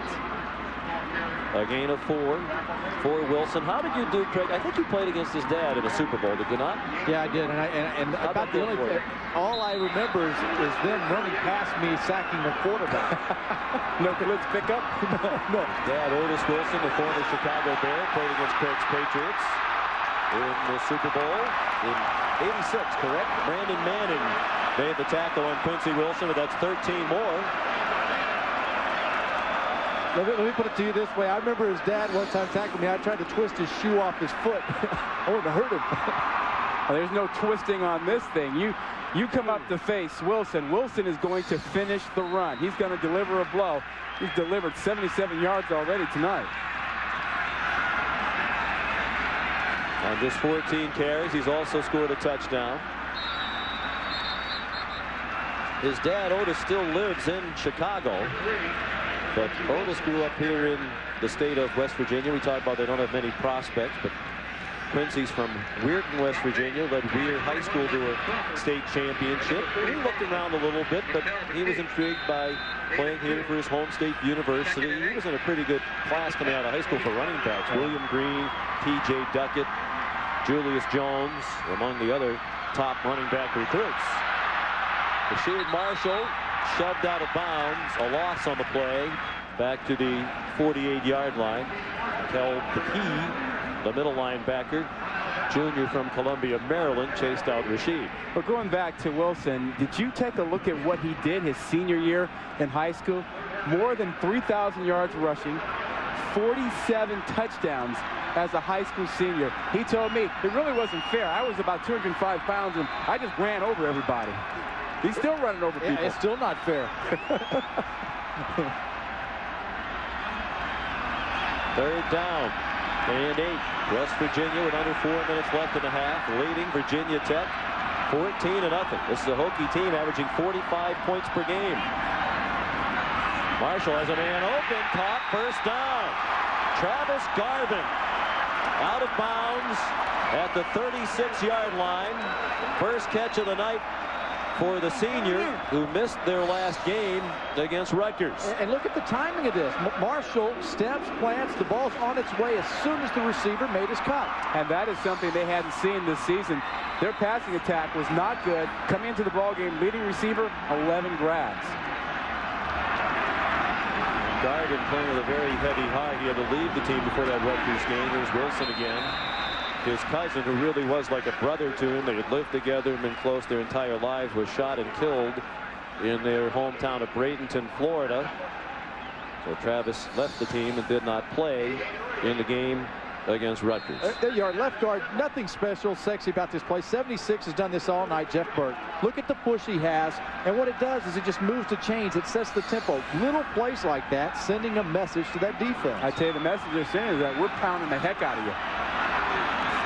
They caught Virginia Tech not quite lined up. Marshall keeps on a quarterback sweep, then goes down to the 30. They'll need 4 more on third down. And the time becoming a factor now. Remember, each team has already burned 2 timeouts, so they can stop it once each And we're under 3 minutes left in the half. Physical, physical, physical. I go back to the Miami game. West Virginia believed that they were more physical than Miami in that ball game, and it is carried over into this one. Could very well be 4 down territory for West Virginia. They don't need to go for it on 4th down. They'd like to pick it up right here. After the pick, Marshall in trouble and throws in the direction of Wilson. Coles had him around the knees. He did get it off. It's an incomplete pass. It'll be 4th down and 4 from the 30. And we'll see what Coach Rodriguez wants to do. Will he try a long field goal? Yes, he will. Kick it. Kick it. You know why? If you make this field goal, you get up by 3 scores here. Well, you get up by I'm going to give you a different opinion of this thing. Oh, why? You've got Virginia taking the tank right now, and their strength of their. That's right, man. And we know they block more than anybody in America. It's not a gimme on 4th down. You got 3-4 yards to go here. So what? Just turn the ball over and play defense. Get the 3rd score. Make them have to score 3 times to beat you. You're going to be right, but I'm just telling you, I'm nervous about it. High snap. Cooper's kick is not long enough, then off to the right. But there's a flag down thrown at the feet of the kicker. Did they run into the kicker or rough him? It doesn't matter. If they ran into him, that ought to be enough to get a 1st down. It is running into the kicker. Frank Beamer, who coaches the special teams himself. Running into the kicker. Against the defense. 5-yard penalty. 1st down. Sometimes seeing those special teams make inspiring plays to ignite his team. Now they make a play that, oh boy, that keeps the West Virginia possession alive. That was more like sliding into the kicker and really barely brushing him with a forearm on the leg. If that is a penalty that we're putting in the rule book. Wow. 9th penalty against the Hokies. So it's 1st and 10 from the 25-yard line. 2 tight ends. That's the most penalties that Virginia Tech has had in a game this year. Wilson fumbled the football. Picked up by Vegas Robinson. He got rid of the football. And now it's Vincent Fuller all the way into the end zone for a touchdown.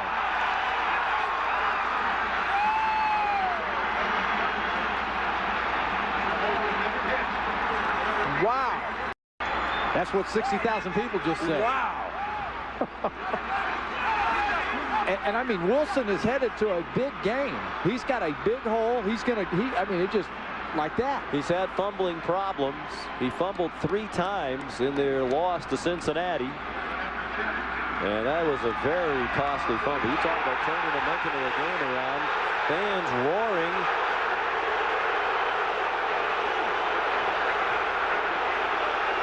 They saw a replay on the screen. It looked like Vegas Robinson was down before he got rid of the ball to Vincent Fuller. And the ball should have been marked down near midfield. We'll look at that when we come back. The extra point up and good by Worley. And all of a sudden, it is a 1-touchdown game. Certainly he was down. He's down. He lost the football on a fumble. But he was down. That play should have been blown dead. Because everybody in the stadium saw the replay you saw as we went to break. That Vegas Robinson was down before he fumbled. And the ball was picked up by Vincent Fuller. It should have been Virginia Tech's ball near midfield. We'll take a look at it again after the kickoff by Brandon Pace to K.J. Harris and Adam Jones. Comes down to Pac-Man Jones near the 10. And a nice run back to the 29. All right, this is simply a blown call. Wilson wide open, loses the ball. There's Vegas with it. Now watch when he goes down.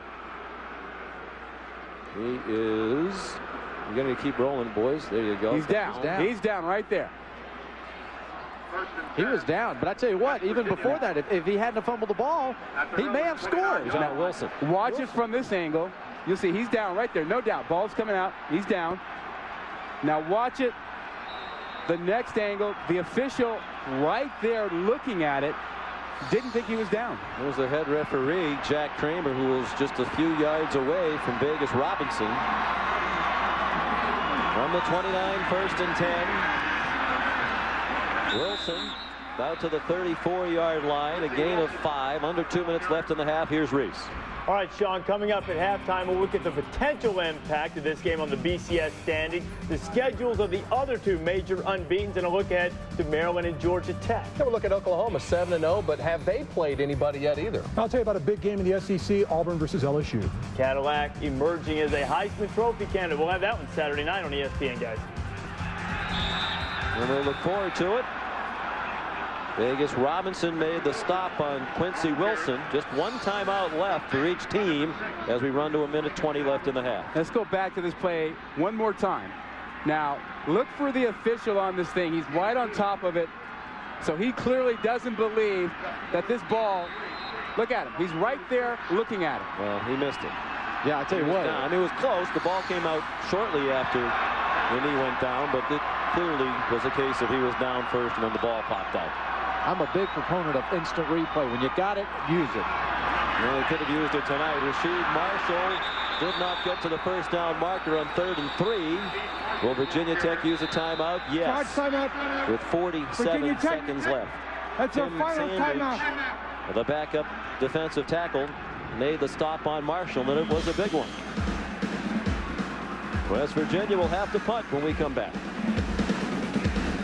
100 kicks, punts or kicks under Frank Beamer in his 17 years as coach at his alma mater. They blocked the field goal last week for the 100th block kick. 52 of them have been punts. Todd James got it off.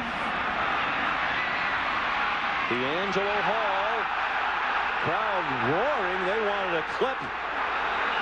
That seemed to occur right along the hash mark. There was no flag thrown. And Hall will return 2 punts for touchdowns against Syracuse in their last game. Returns that one for 5. We were in the meetings together.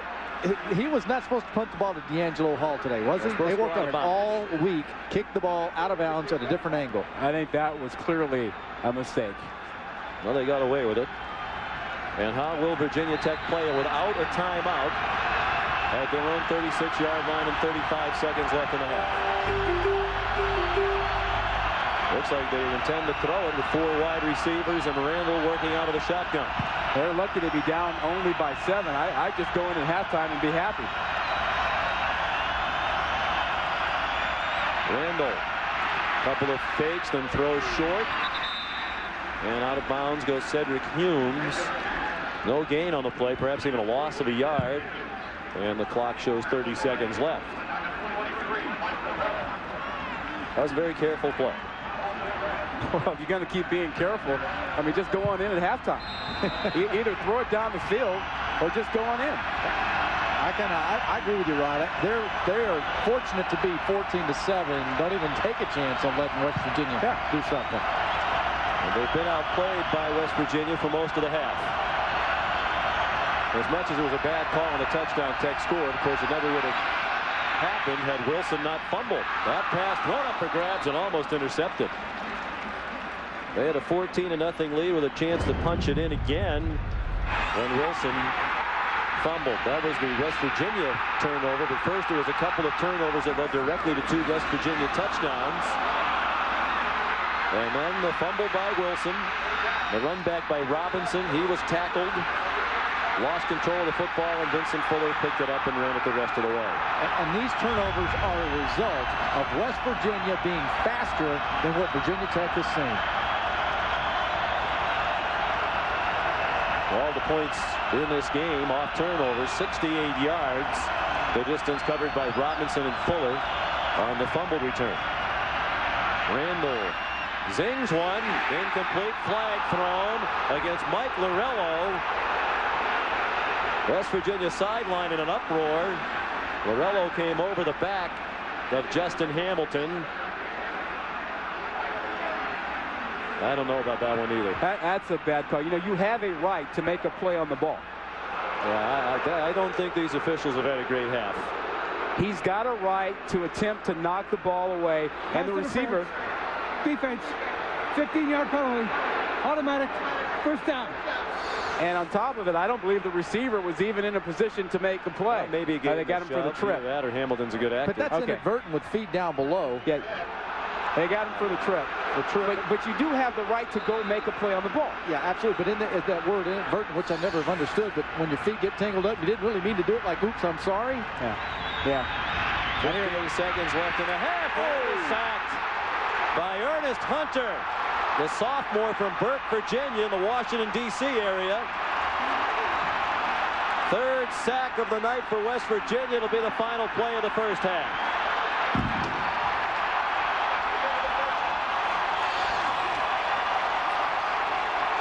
Yeah, this is the chance you take when you're trying to throw the ball late, second quarter, and that kind of hit right there, it got the momentum back to your guys going to the locker room. Rich Rodriguez chatting with the referee Jack Kramer in the middle of the field as the teams run off. I wonder about what. Well, Frank Beamer probably isn't all that happy either. I mean, his team was penalized 9 times in the half. 14-7 at halftime. Here's Sam Ryan. All right, Frank Beamer, you got a little momentum going into the half. You may have caught a break there. It appeared Vegas was down. What did you see? I couldn't tell. I thought it was a good play, but you know, it's lucky for us there, but they just outplayed us. They've got 131 yards on the ground right now. How do you stop the run? What kind of adjustments? They're coming right at us. You know, they spread you out and come right at you and at us, and we got to toughen up. But I think it really gets back to our offense. You know, you turn the ball over and you don't pick up first downs. You're leaving your defense out there too long. Thanks, Frank. Halftime. Okay. One touchdown runs by K.J. Harris and Quincy Wilson. Brandon Pace kicks off for Virginia Tech. He's a freshman from Virginia Beach. K.J. Harris and Adam Jones back for the kick. Here's Jones. He returned 181 in the season opener against Wisconsin. In their season opening loss by a touchdown here in Morgantown. That's a 37-yard return, tackled by Chris Caesar. We check the first half stats. Yeah, right down here. Those penalties, 9 for 67 yards against Virginia Tech, shows that they're not playing smart and that West Virginia is creating some opportunities and getting them out of position. Yeah, and how about the 131 yards rushing for West Virginia against a defense that was only giving up 88 a game. And they just took it to them in the first half. 43 yards rushing for Virginia Tech, but some of that was the sack yardage. That came off the rushing total. They had 3 sacks to the Mountaineers. Nice fake, but then a bad throw for the tight end Torrey Johnson. Rasheed Marshall off the mark. Here's Sam Ryan. And Sean, I spoke to Rich Rodriguez at the half. He told me our defense is playing hard on offense. We got great field position. We just have to learn to finish now. He said we should be up 14-0. We feel like we gave them a cheap one at the end. Sometimes you get those calls. Sometimes you don't. You just have to play through them, guys. Thank you, Sam. And I think that's a key for his team at halftime, guys. Don't dwell on what you might think is a bad call. Just keep playing. Play the next play. Nothing doing on 2nd and 10. Quincy Wilson into the middle for no gain. Jonathan Lewis made the tackle with help from Brandon Manning. And Virginia Tech's defense has to make the statement here in this opening drive. And, you know, some people here are probably saying, why did he throw the ball on first down? It was a good call. He just overthrew the receiver. 3rd and 9. Hokies showing blitz. And then they move out of it as Michael Crawford resets. Just a 4-man rush. Wide receiver screen. Chris Henry does not get the first down. Hokies indicating the ball came out. It looked like it might have. They want the call. The officials have not signaled yet. And they say West Virginia ball. 4th down. Well, this could be D'Angelo Hall time now on punt returns. Remember, special teams, we always think about blocks for Virginia Tech, but they can get big returns out of that guy. It better not be a return by him. I mean, if they do, they ought to fire the special teams coach and go get a new punter. I mean, he has been coached well this week to kick the ball away from D'Angelo Hall. He kicked one to him in the first half, though. And he got lucky. They got away with it. Todd James, who frequently rolls to his right rugby style before punting, stayed in his usual position and got it off, and no return for D'Angelo Hall. The ball down at the 25, a 32-yard punt. Scott Jerko downed it. We look back at some key plays, and the Mountaineers folks in the press box here at halftime were whining about the officiating, and you're looking at the reasons why. Well, I think what you want is consistency. On those first two plays that you saw, there was a quick whistle, lack of progress, they didn't get the fumble, and then on the fumble, there was not a quick whistle. You want them to be consistent on those, Craig.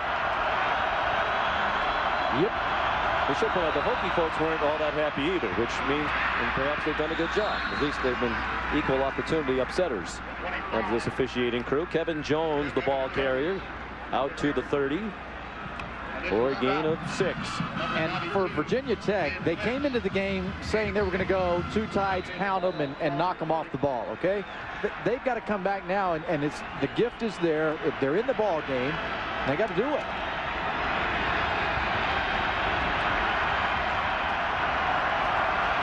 Second and 4. Randall under center. Randall 8 out of 11 passing. Completes that one in the flat to the fullback Doug Eastlick. And he's very close to the first down marker. Eastlick, one of those unheralded guys who does a lot and doesn't get much credit for it. When we talked to Brian Steinspring, the offensive coordinator, he said he's our most underrated player. Great blocker, particularly out on the perimeter. Former state champion wrestler in high school in Marlton, New Jersey.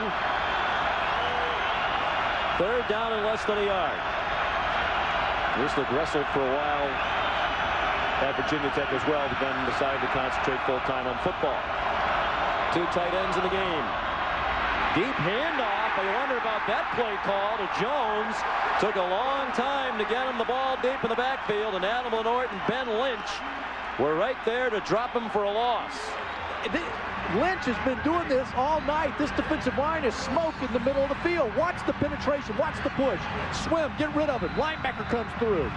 They're dominating up front. He shouldn't be able to do that. He's only 265 pounds. He's playing against a guy who should be dominating him. Grove's a 300-pounder. He's an All-American candidate. Then he burns to punt to Pac-Man Jones. They came after the punt, and Burns got it off very nicely. It is muffed by Pac-Man, and he dives on the ball back inside the 5-yard line. A 63-yard punt when all was said and done because of the muff. They'll mark the ball at the 6. Tough field position with which to begin for West Virginia. The Mountaineers lead 14-7 early in the third quarter. James Rod Gilmore, Sam Ryan, our producer Scott Matthews, director John McDonough leading our ESPN Wednesday night crew. First and 10, West Virginia. The Mountaineers from their own 6-yard line. Second possession of the second half for WVU. Quincy Wilson. Tackled by Kevin Lewis and Vegas Robinson. Vegas Robinson involved in that fumble play and involved in this play as well. Hey, Craig, you see all of the guys in the box here. They've got 9 guys in the box here cheating to get inside now. They had a 2 tight end formation, but you see now that's their tackle. They're going to try and cheat in, and then they'll come out if they have to in the pass. Second and 9. Marshall going deep. Has a man open. Travis Garvin at the 30. He will score 93 yards. Touchdown, West Virginia. That's the answer to cheating in. I was going to tell you.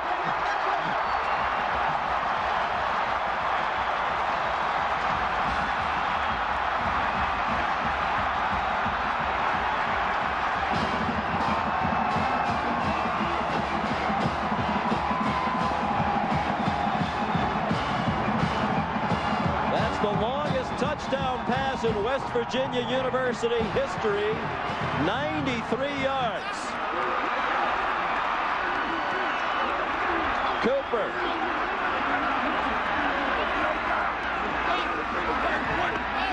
Drives through the extra point. So Virginia Tech had momentum at the end of the half. It didn't last very long. An electrifying play made by Marshall and Garvin. Garvin, you remember, the player who sat out there last game after his cousin was shot and killed. And he's been uplifted by the great support as we see from his teammates, and what a play he just made for them. You know what? And you said it right. I mean, you set it up, and there's the defense. They're 9 men up there, and they're offering it up to that offense. They dared Marshall to do it, and he did it. Boy, did he. They worked on Michael Crawford that time. He's the rover.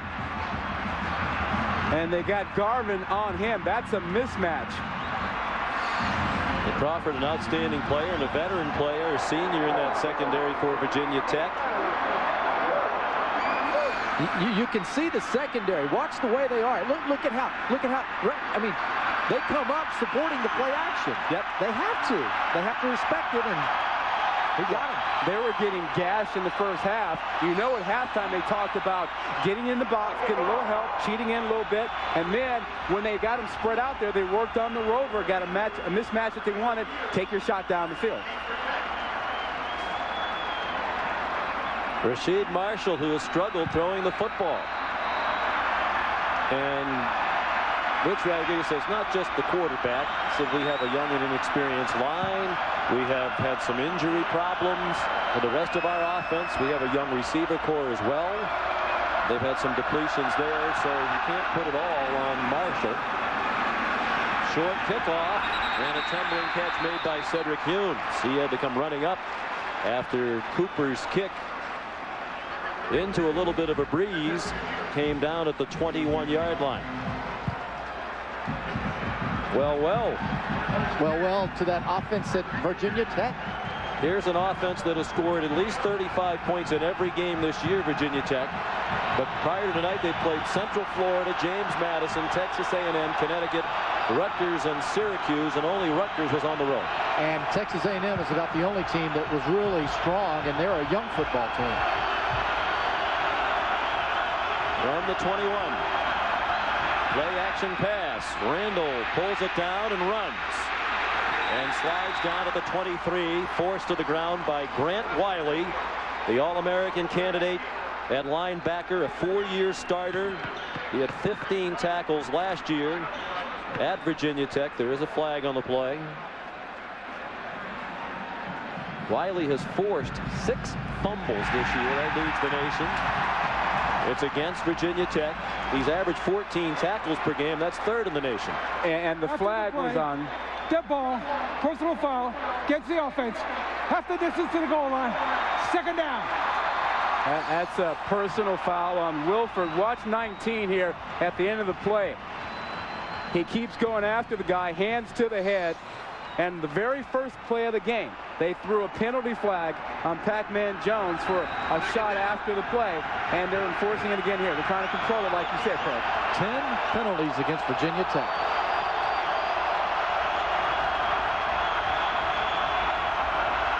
Second down and 19. Doug Eastlick, the fullback, just trying to get something back.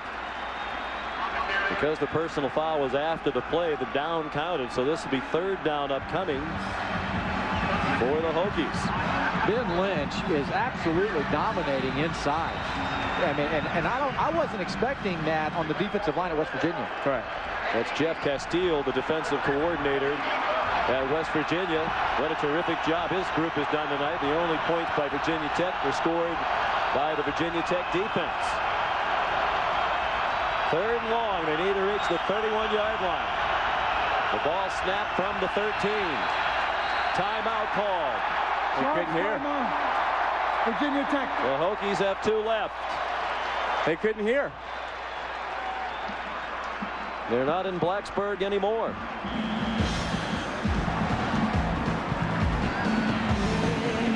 On here at Mountaineer Field. There's one of the loudest venues in college football, and they are roaring tonight. 3rd down and 18. The Mountaineers lead by 14 points. Virginia Tech in a 3rd and long. D'Angelo Hall has not touched the ball on offense tonight for Virginia Tech. He's on the field. That ball is intercepted.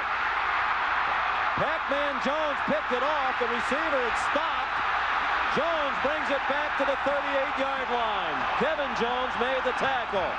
Flags down after the tackle. There are 2 flags on the play. The last flag is going to be on Pac-Man Jones for spinning the ball. That was dumb. Come on. Unsportsmanlike conduct. But, you know, he's got that kind of attitude. I mean. And a clip on the return. Both flags against West Virginia. That's the good and bad of Pac-Man. I mean, he brings that attitude to them, and he'll deliver big plays and brings that toughness to them. But, you know, you got to take a little bit of that little extra sugar at the end of plays with him, too. Going to have to learn to bottle up that enthusiasm. We have 2 penalties on the return team. We have a clip on the run back, 15-yard penalty. I have an unsportsmanlike penalty. At the end of the run, both penalties will be assessed. First down. So that'd be 30 yards in penalties against West Virginia. Bad decision here. This is a 3-deep coverage. It was that from the start, Craig. You and I talked about it even before. He lines up, but bails out of it. He's had deep third responsibility. Wilford breaks off the route. That was a gimme. Yeah, Wilford should not have broken that route off, and he tried to side adjust on the deal. There's no adjustment to it, and Pac-Man Jones comes up with a play. Now, if they would have been better off for him not to have caught that and forced a punt. Well, he could have caught it. It was the stuff at the end. Yeah, all the penalties. Yeah, but I'm talking about 37-yard. Look at that. I mean, they would have punted from the 15-yard line. Yeah, but if they hadn't committed the penalty, the clip, and then 37 after the run back. Yeah, I'm with you on that one, Sean. Not with Craig. All I know is they are way back on this side now after they started to down on that. Because of the interception. Yeah. Take that. At the end of the day, they're snapping the ball from the 32. K.J. Harris got back to the left and got 2 out to the 34-yard line. Well, Pac-Man is excitable. We saw that in the game against Miami back on October 2nd, a Thursday night game. He got locked up with Kellen Winslow Jr. or the second all night long, and they spent a lot of time trash talking, and those two can jaw with the best of them. Pac-Man Jones is not going to shy away from trash talking. He brings it with the best of them. 2nd and 8. Quincy Wilson back in there, rips through a hole, bounces off a hip, first down. To the 45-yard line of Virginia Tech, a 21-yard gain. Mikel McKee made the tackle. If Kevin Jones at Virginia Tech is a Heisman candidate, then what do you call this guy? Huh? I mean, now that's running. That's effort. That's a I'm not going down attitude. I'll say this. I've not seen anybody run harder than Quincy Wilson. And no one does. He's over 100 yards with 105 tonight, his 7th career 100-yard game. At 177 in their win a week and a half ago against Rutgers. Charge timeout. Virginia Tech. Timeout called by Virginia Tech. They're going to come from behind mode. The Hokies have just 1 timeout left. We were talking about Adam Pac-Man Jones. They call him Pac-Man. His mother gave him. There is no charge timeout. Toddler. There's no charge timeout. Attack the bottle and gobble it up like Pac-Man. You used to play that game, Craig, right? I did it so often that I got tendonitis in my shoulder from working the machine. Was that Pac-Man? Left, right. Miss Pac-Man. Now they say there was no timeout called. Oh, did you? Yeah. They blew the whistle, pointed timeout, said timeout, but now they say there was no timeout. Miss Pac-Man was harder than Pac-Man. If we went after the ball, gobbled it up like that Pac-Man thing used to gobble them up. And then the fruit. Hey, I'll tell you a little bit what ran Pac-Man Jones away from the chow table yesterday. Wilson, the ball carried to the 41 on 1st and 10. He got 4. There's a look back at that one-on-one battle between Pac-Man and Kellen Winslow. They were after each other all night long. He flipped the ball on Pac-Man. Pac-Man flipped it back and punched him back. They both were assessed fouls, but he's from the heart of Atlanta, a hard part of town. He's not backing away from anybody. He's been there. high school teammate of Keith Adams, who went on to Clemson. They both had their jersey numbers retired. Pass in the flat intended for K.J. Harris. Incomplete. Now, yesterday we had a chance to have lunch with a lot of the West Virginia players, and I had the privilege of sitting across from Pac-Man Jones. What do you think made him get up and leave the table? He ran from the table and left his food. You.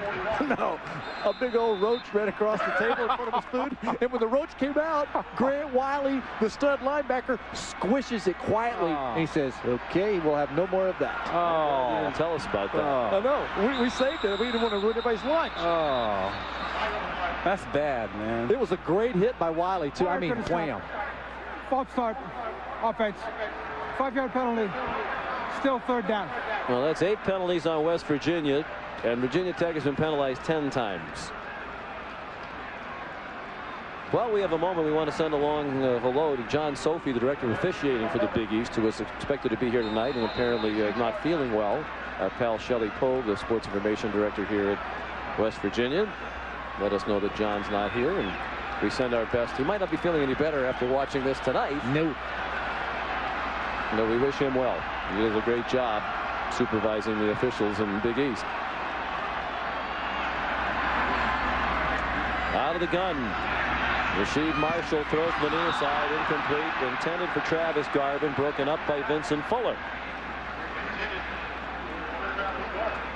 Of course, one of the issues that has been raised when you have teams leaving this conference, as you do in the case of Miami, Virginia Tech, and Boston College, some coaches have quietly said, will we get the short end of the stick with the officials because we're leaving? And I think that's a slippery slope to go down, and certainly it raises issues about the credibility of these officials, and that is totally inappropriate. And fortunately, that was squashed very quickly by the conference. The calls have been equally bad here tonight, yes. So I don't think that's much of an issue tonight. Yeah, the home team that's staying in this conference has been penalized 9 times. Nice punt by Jack. Third in the major polls and third in the most important poll, the BCS poll. In trouble here in West Virginia. Trailing by 2 touchdowns. The beginning at its own 8-yard line. Randall had trouble with the snap. Well, Coach Beamer talked about how well he's played all year, but he's been shaky tonight. 2 interceptions and an errant pitch to Jones, and he almost lost the snap there. He managed to turn it into a gain of 3. Rod, I know in your film study you really were looking forward to seeing them run this speed option out of the shotgun, and it seems like they've gotten away from it. I think they're afraid of it. They had that fumble with Kevin Jones on the pitch earlier. They haven't gone back to it since then. And, you know, you made the point about their defense. They're shutting things down outside. Yeah, they got the outside support that's coming hard, and those extra wings out there really putting pressure on them. Nice run by Jones. He got through some traffic. And there's a late flag thrown after Jones had been tackled. Adam Lenort made the tackle.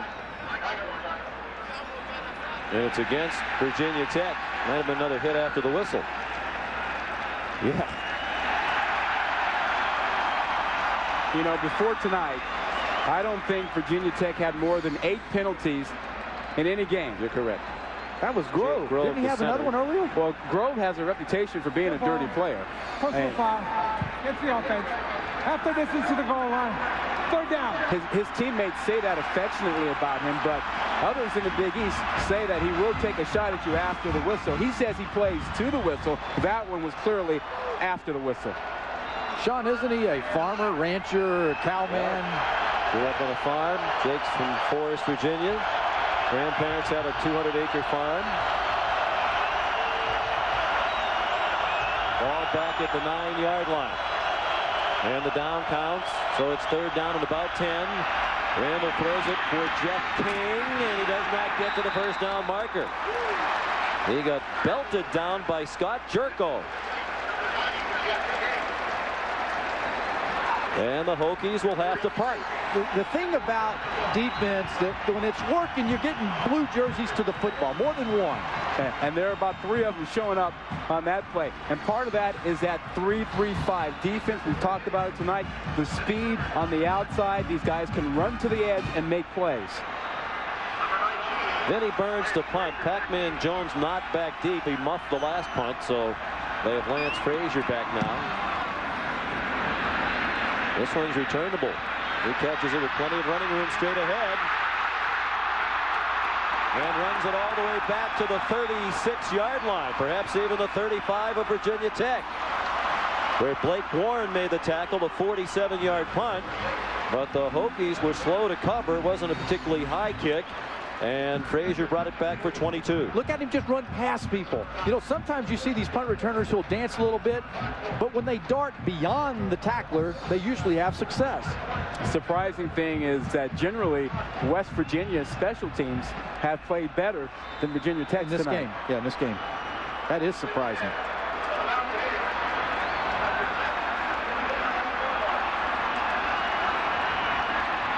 K.J. Harris, the tailback. He gets the call on 1st and 10. Trying to turn the corner after the bounce outside, and that speedy Hokie defense wouldn't let him. And there's a flag for late hit out of bounds. Well, ordinarily, this is a very disciplined Virginia Tech team under Frank Beamer, but they have played very uncharacteristic football tonight. Tap, a part of that group, along with D'Angelo Hall, running K.J. Harris out of bounds and then throwing him down after they were well across the sideline. And that one was really dumb because they're right in front of the West Virginia bench. His progress was clearly stopped. Personal foul. Gets the defense. 15-yard penalty. Automatic. First down. And this one is so late, it's not even close. Hall makes the play. They've got him stopped. Now he's out of bounds. And they keep driving him. Tap just wouldn't quit. When they got to that white chalk over there, you just got to let up. And like you said, on that bench, and a bench that feels like they have had some plays go against them, they're going to get a favorable call. Oh, yeah. They're a questionable one. They're yelling at the official, you know, you owe me. Tap's been an emerging player, sophomore from Chesapeake, Virginia. Bud Foster told us the other day how he has really stepped up and could be their next great defensive end. They've had some terrific ones. Engelberger and Moore and Brown among them. K.J. Harris tackled by Vegas Robinson. We started to mention a moment ago. Vegas Robinson, that unique first name. Said, how'd you get the name? And that is not a nickname. That's his given first name. His mom liked the show Vegas. Remember that, Dan? No, Dan Tana. Okay. All right. Robert Urich, the late dating Robert ourselves Urich. a little bit. And his middle name is Ferragamo because his mom liked Vince Ferragamo, the quarterback. Wow. Vegas Ferragamo Robinson. Who knew? And the question is, did the viewers really need to know? That's for them to decide. Marshall banged out of bounds. Back at the 18-yard line by Brandon Manning. And that'll bring up 3rd down. They need to reach the 8 for a first down. Man, this has seemed like a long quarter. Longer if you're Rich Rodriguez. He'd like to see that clock go zipping along right now. Well, I think he'd be well served at this point to play for the field goal here.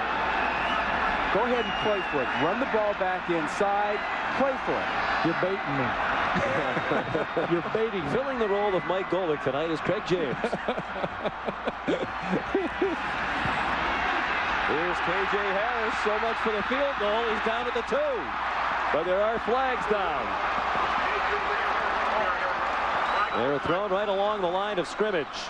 Mikel Bakee, the middle linebacker, made the tackle against Virginia Tech. It'll be 1st and goal for West Virginia. Penalties decline. First down. How many penalties now? 12? Well, that one would have been the 13th.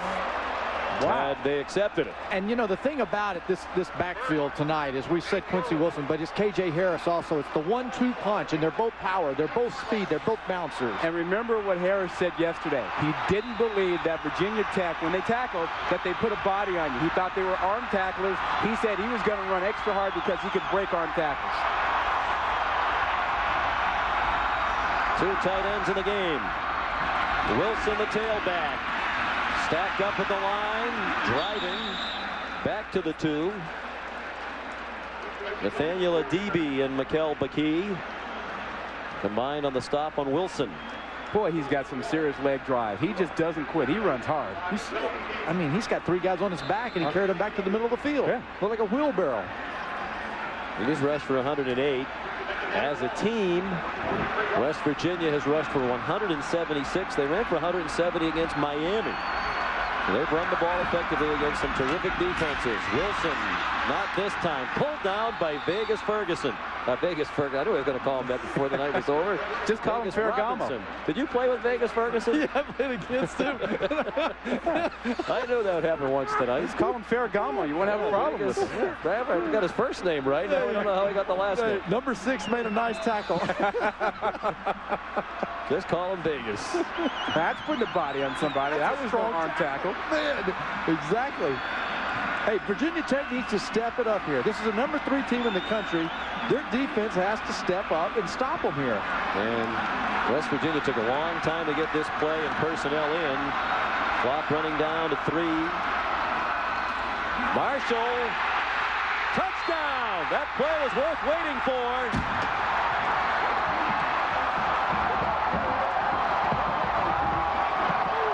Flag down. Looked to be another hit after the play was over. Good ball. What's the foul? Gets the defense. Touchdown's good. Frank Beamer's team is totally unglued right now.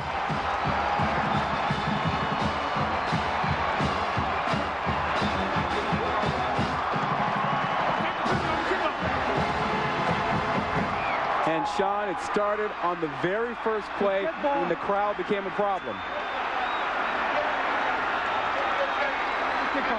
A fumbled snap to start the game, a delay of game penalty, and it's been that way all night long for their offense and their defense. I tell you what, I'm glad I put the snooze button on my door at my room. I don't even go in there and get my couch out of my bed. Light it on fire. They're looking for kindling right now here. And the extra point up and good from Brad Cooper. They've run the ball so well inside. They bite on it, Virginia Tech does. Easy opening outside for Marshall. And Hall hits him in the end zone. I mean, that's knucklehead. This defense, like you said, it is unglued right now. This team's unglued, and a lot of that has to do with the fact that West Virginia just outplayed them. They've been more physical. And that man's team has been totally undisciplined. You know, he was worried, guys, as they won their first 5 games of the year. You look at the scoring drive. Marshall with his first touchdown rushing of the season. He was worried after the first 5 games because they were playing inconsistent football. But he felt like they really put a complete game together against Syracuse. They beat a good Syracuse team 51-7. Did the Hokies in Blacksburg in their last game. But talk about coming right back with a stinker tonight. Well, this has been dreadful for Virginia Tech virtually from the start. And there are a lot of one-loss teams around the nation watching this with great interest and glee. At the moment, the Virginia Tech loss would brighten the hopes for an appearance in the national championship game for somebody else. And you also wonder, are they looking ahead to Miami a week from Saturday? When we talked with Frank Beam and the players, they all said, no, we know West Virginia's dangerous. They beat us last year in our building. They almost beat Miami and should have this year. So we know what's at stake at West Virginia. If we don't take care of business, they can beat us. Well, they are clearly frustrated right now. Virginia Tech is. There's no question about it. They've all come unglued at this point, and the crowd is not helping them at all. Yeah, from the top to the bottom. A personal foul penalty on the touchdown assessed on the kickoff, so Cooper will just drive it out of the end zone. You want to see frustration, Craig? Take a look at this. How uncharacteristic is this of Frank Beamer? Ooh. He snaps, slaps Wilford. Well, and Wilford is like not happy about it. And then Beamer tries to grab him. He wants nothing to do with him at that point. You saw the shot of Wilford a little bit earlier. He's ticked off now, too. Well, you know, that's very uncharacteristic of Frank Beamer. We talk about the team being unglued. He lost it there a little bit, too. You have to absolutely. There's just an assistant coach at Indiana who was reprimanded by the school for slapping a player in the helmet during a game. There are some places where that is not tolerated at all. Very out of character for Frank Beamer. Pass is caught by Keith Willis. And he goes out of bounds out at the 38-yard line. We're in Morgantown, West Virginia, where they love their Mountaineers, and perhaps never more than right now, as they lead number 3, West Virginia, 28-7, with time running out in the third quarter. Sean McDonough with Rod Gilmore, Craig James, and Sam Ryan. A chilly night, with the temperature dipping down into the 30s, and a chilly night for the Virginia Tech offense as well. Just 180 yards of total offense. Ball free, juggled and then gathered back in by Randall. Adam Lenort credited with the tackle at the 41. That's at least the third fumbled snap tonight. And when you think about it, just about in every phase, we've seen this Virginia Tech team have problems. The penalties stand out more than anything, but some turnovers. Their poise is just not there at all tonight. Not here. And a lot of that has to do with Lynch and that defensive line. They're smacking Grove and the offensive line of Virginia Tech.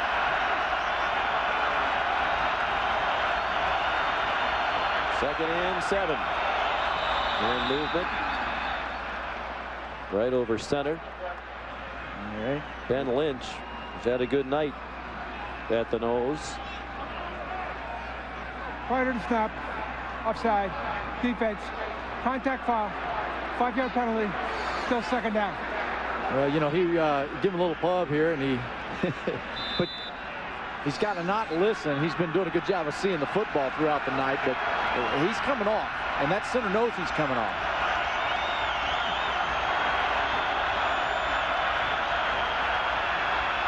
Second down and 2. Under 2 minutes left in the third quarter now. Hokies down by 3 touchdowns. Is that a lateral? No. Incomplete pass intended for D'Angelo Hall. Lance Frazier was moving up quickly. You know what that meant? Frazier. Frazier delivers a blow. Well, Lance Frazier told us yesterday he's never really had a big hit. Can't think of one. This, my friend, is a pretty big hit. Watch this one here. And how about 19 Wilford? You know what? He may need his helmet slapped around a little bit. Beamer's trying to get his head in the game. Wilford's one of the best players at Virginia Tech. He's trying to get him playing. Yeah, he missed that block, and I think it's because he was upset and frustrated.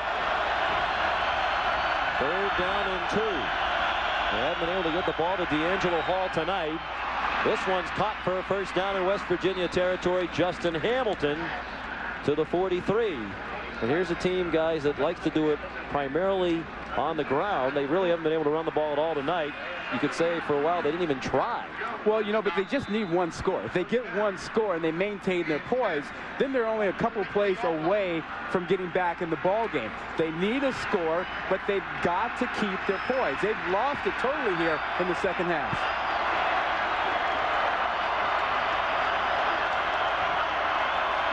Play action pass by Randall down the sideline, incomplete, looking for Justin Hamilton. It'll be second down and 10. Sean, and I do think it's time to throw the football. Like you said, the run hasn't been working. They got to come up and throw the football. He's thrown 18 times now. 12 out of 18 passing is Randall for 130 and 2 interceptions.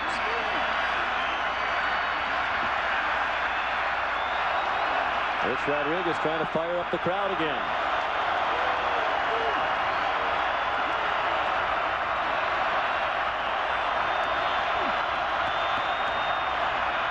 Randall faked the pass in the flat, going deep for Wilford. It's intercepted.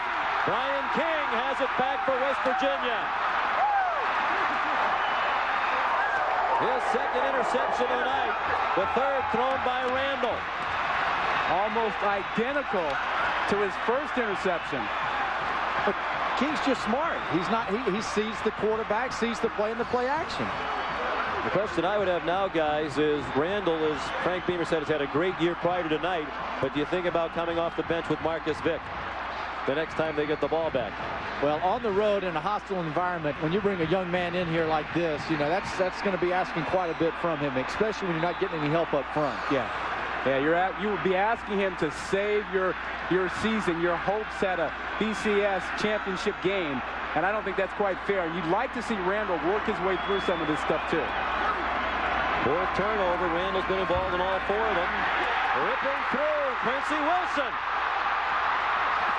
All the way out out to the 41-yard line. D'Angelo Hall saved another 90-yard plus touchdown. They scored on a 93-yard touchdown pass not long ago to the Mountaineers. That's a 33-yard run by Wilson. And just running past people. That offensive line, hat on hat, Rod, they're just controlling the game. You heard Trev Albert say at halftime he wanted to see some guys get off blocks. We haven't seen it. We heard Trev Albert say a lot at halftime. Mark May's going to smack him one day. I mean, it's just going to be smoke cities. 139 yards rushing now for Wilson. His understudy, K.J. Harris, out to the 43, perhaps the 44. D'Angelo Hall chopped him down. It's the double whammy effect, though. K.J. Harris and Quincy Wilson. See, while he's getting water over here and charging the tank up, you got a guy out there keeping the pressure on the defense. Well, after the run he made against Miami on that screen pass, I think we all knew he was a special player, that he was a hard-running running back. At least folks in Miami knew it. They saw it live. Harris has rushed for 67. They're over 200 yards combined. Harris slipped down as he made his cut on the final play of the third quarter. The Mountaineers sprinting to the other end of the field, getting ready for the fourth.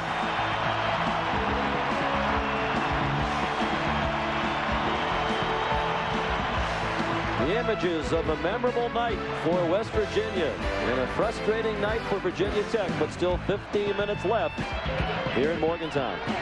14 to West Virginia in that quarter, and the Mountaineers take a 21-point lead to the fourth, and they have the ball at their own 45-yard line. Third down and 3. Out of the eye. Wilson, first down.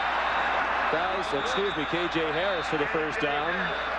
They've run hard, but we can't say enough about this offensive line. Beleaguered all year, guys in and out of the lineup, very young and inexperienced, and facing their toughest test tonight. You could say as tough perhaps as what they've faced this year, and really dominating right now. And you've got a freshman at the center spot who's just been fantastic for them. Harris again across midfield, a gain of 2. Mikel Bekee, the tackler. Here's Sam Ryan. And K.J. Harris, the oldest member of the Mountaineers, a 24-year-old junior, and the father of 4-year-old Khaleesi, told me at first she thought every football player on the field was K.J. and would call them all daddy, but can now recognize his number 1. He told me after the Miami game, the first thing she told him was, "Daddy, you dropped the ball." Well, perhaps she'll remember his touchdown catch tonight, guys. Indeed, she likely will. He spent time playing minor league baseball with the Texas Rangers, then on to junior college before coming here to West Virginia. Quincy Wilson back in there. He stopped at the 46, so it'll be third down and 6. Rich Rodriguez content to keep this ball on the ground and run some time. Rick Trickett is the offensive line coach here. Remember Rich Rodriguez making a comment about him. Hey, he goes, he's an old schooler. And he's kept this offense in the country. Yeah, he did. You know, and he's been here a couple of different times at West Virginia. Marshall letting the play clock run down under 10. Now looking to the sideline for some guidance. And now a timeout was the indication from Rich Rodriguez. Oh, yeah. So much from, who's that, Mark May saying that? Let the clock run down? That's what that running the clock down will do for you, big hog. Each team with 2 timeouts left. Back to Morgantown after this. A lousy golfer in retirement. Third down for his old team, and Rasheed Marshall could not get away from Coles Colas. And West Virginia will punt from midfield. Coach Nealon's successor, Rich Rodriguez, has to be delighted with what's going on here tonight. Hard to figure his team. You know, they played so well against Miami and West Virginia. You wonder, why couldn't they have done this against some of the other teams? Well, I think you start talking about their offensive line and how some of those guys were being banged up and some were young. They're big right.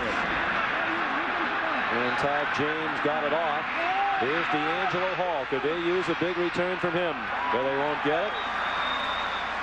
He's piled up by a long snapper, Scott Fleming, at the 22-yard line as we check game track. Well, it's been Quincy Wilson all night long, just rolling through this defense, running as hard as any back in the country, and they haven't been able to handle him. And then Randall has had his problems.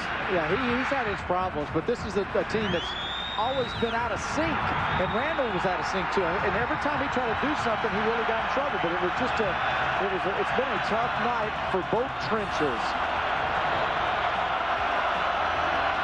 First and 10 Hokies. They need 3 touchdowns. Randall throws on target to Ernest Wilford for an apparent first down at the 33-yard line. The question I would have for you guys is, what, if anything, can they do differently, the Hokies, to get something going? Well, I think offensively they're doing what they have to. They're throwing the football, but I think the real change is going to have to come on defense, and they got to get a play in the special teams area. Something's going to have to happen to change momentum for them. They can't do it just lining up. You think maybe they can get Wilson and those guys to go take a break and go to the locker room, get off offense? That's about their only shot, is getting Wilson off the field.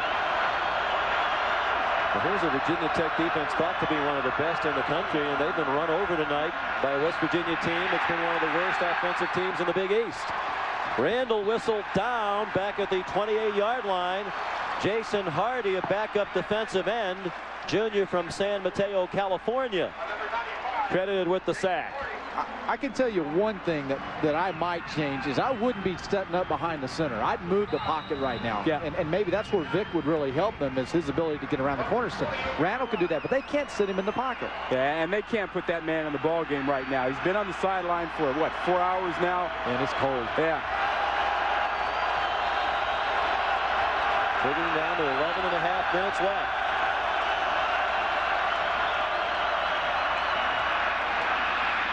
Randall keeps, and is chopped down in the open field, well short of the first down marker by Lance Frazier. No. Chopped down at the 33. That'll bring up third down. They need about 10 and a half to move the chains. It's that man again, Frazier. He's had a good night. This entire defense has had a terrific night. The Virginia Tech offense has not scored. The touchdown was scored by their defense, if you tuned in late, on a controversial fumble return.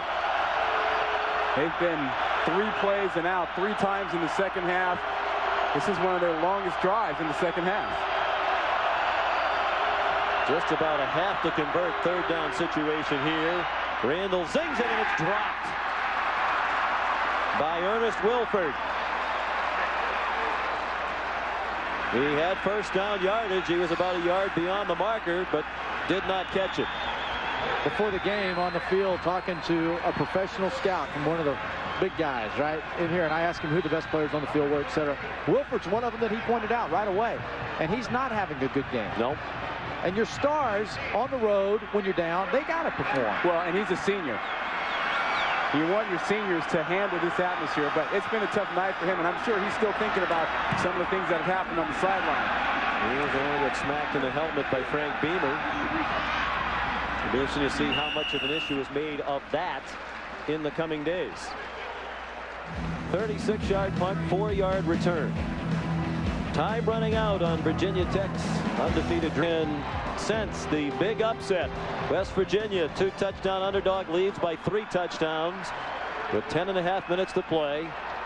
And the Mountaineers, who've moved the ball on the ground all night long, have it first and 10 at their own 34.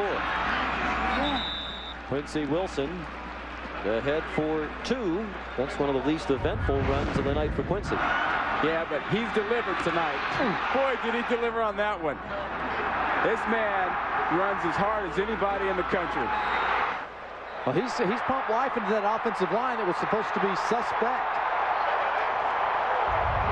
And K.J. Harris, don't leave him out of the equation either. He's run the ball well. Well, I think they feed off one another, and they set the tone, certainly for that offense. 227 yards rushing against this highly touted Virginia Tech defense. Wilson again. into the line, but they're content now just to run clock. I think they will start to heed Mark May's advice, guys, and run that play clock all the way down to the end, or at least they should. Well, I'm just hoping that the security folks around here are heeding the advice they've been getting for days and making sure they secure things around here, because there's going to be a big party afterwards.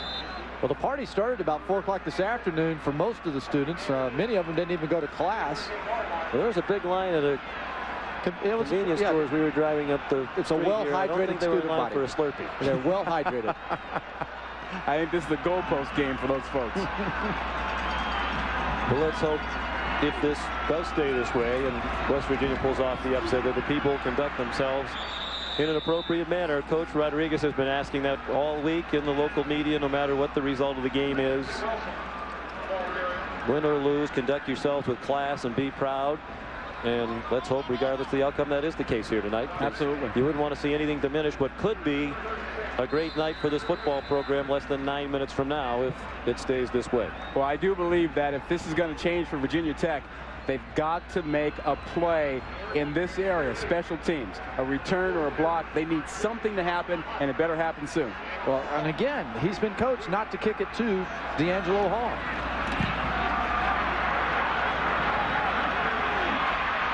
Todd James, the punt. D'Angelo Hall, nothing. Well, it's the Virginia Tech special teams that get all the pub, but it's West Virginia special teams that have done a great job tonight. Abraham Jones with that tackle. He said this situation reminded him a lot of 1999 when his team came in here to Morgantown undefeated with Michael Vick inching closer toward a possibility of playing in the BCS National Championship game. West Virginia was just a little bit out of sync, but had a lot of talent. He said, I see the same thing again with West Virginia. They're better than their record indicates. Well, in 1999, his team came from behind to win on the last play of the game, but they weren't this far behind. And Randall was taken down. He got across the line of scrimmage before he was taken down by Pat Liebig, a freshman from Naples, Florida. Reserve defensive end. And that's a coverage sack. West Virginia is not giving up anything deep. They're really laying off, and they had everybody covered. And everybody went deep. Yep. Virginia Tech sent everybody deep, and Randall's not moving the pocket. I'd make a call that gets him out of the pocket on the perimeter throwing the football. 4 wide receivers spread the field.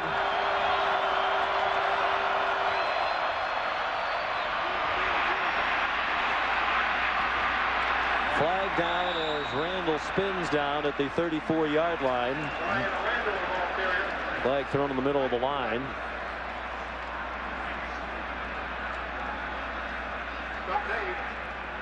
Number 98, Matt Liebig. Offsetting personal foul penalties. I don't know. I've just never seen a Virginia Tech team become, this undisciplined with penalties. Live ball, personal foul gets the offense. Live ball, personal foul gets the defense. Penalties offset, still second down. Of course, last year midseason they went into a skid, lost to West Virginia prior to that. They wound up with 4 losses last year. But that skid last year, Sean, was because they had a lot of injuries on defense and people ran on them. That's not the case tonight. They were pretty healthy coming into this ball game. They've just been pounded tonight. Well, an even tougher schedule upcoming with Miami and Pittsburgh waiting in the wings. Thrown to the near side. Wilford the catch. Or rather, Chris Clifton the catch. Reserve wide receiver and sometime quarterback, and Lance Frazier was up quickly to knock down Clifton. Made just his 3rd catch of the year. Well, 3rd down and 4. If Adam Jones is called Pac-Man, we'd have to call Frazier the Bang Man or something. I mean, you obviously didn't play a lot of video games. You got to come up with another video game. Video game? Does it have to be relevant with Video World? Yeah, if you're going to use Pac-Man, you got to come up with another video game instead of Pac-Man. Stone Man? Run taking forever to develop and nothing doing. Cedric Humes got just across the line of scrimmage. They have to go for it now, don't they, fellas? They're sending the punting unit on, but you got 6:20 to go. You need 3 touchdowns. Yeah, and but it's only 3 yards to go for a 1st down. I think you got to kick it. It could get embarrassing here. You go for this. I'd be less worried, Rob, about being embarrassed than I would be about trying to keep whatever hopes I have of going undefeated and being in the national championship game alive. I don't know. I'd kick it away here, too. I'd go for it. I think my own 35-yard line. 6 minutes to go. 3 touchdowns. And 2 timeouts left. And add insult to injury, a horrible punt. Out of bounds at the 47-yard line. Just a 17-yard punt. And the way West Virginia is running this football, who knows when or even if Virginia Tech will get it back. West Virginia on the verge of the biggest upset in the history of the program. You saw the graphic a moment ago. The highest ranked opponent they've ever defeated was number 4 in the nation. They've done that twice. Virginia Tech number 3 in all of the major polls this week, including the BCS, averaging 45.5 per game. They've scored 7 tonight, and that was a defensive score.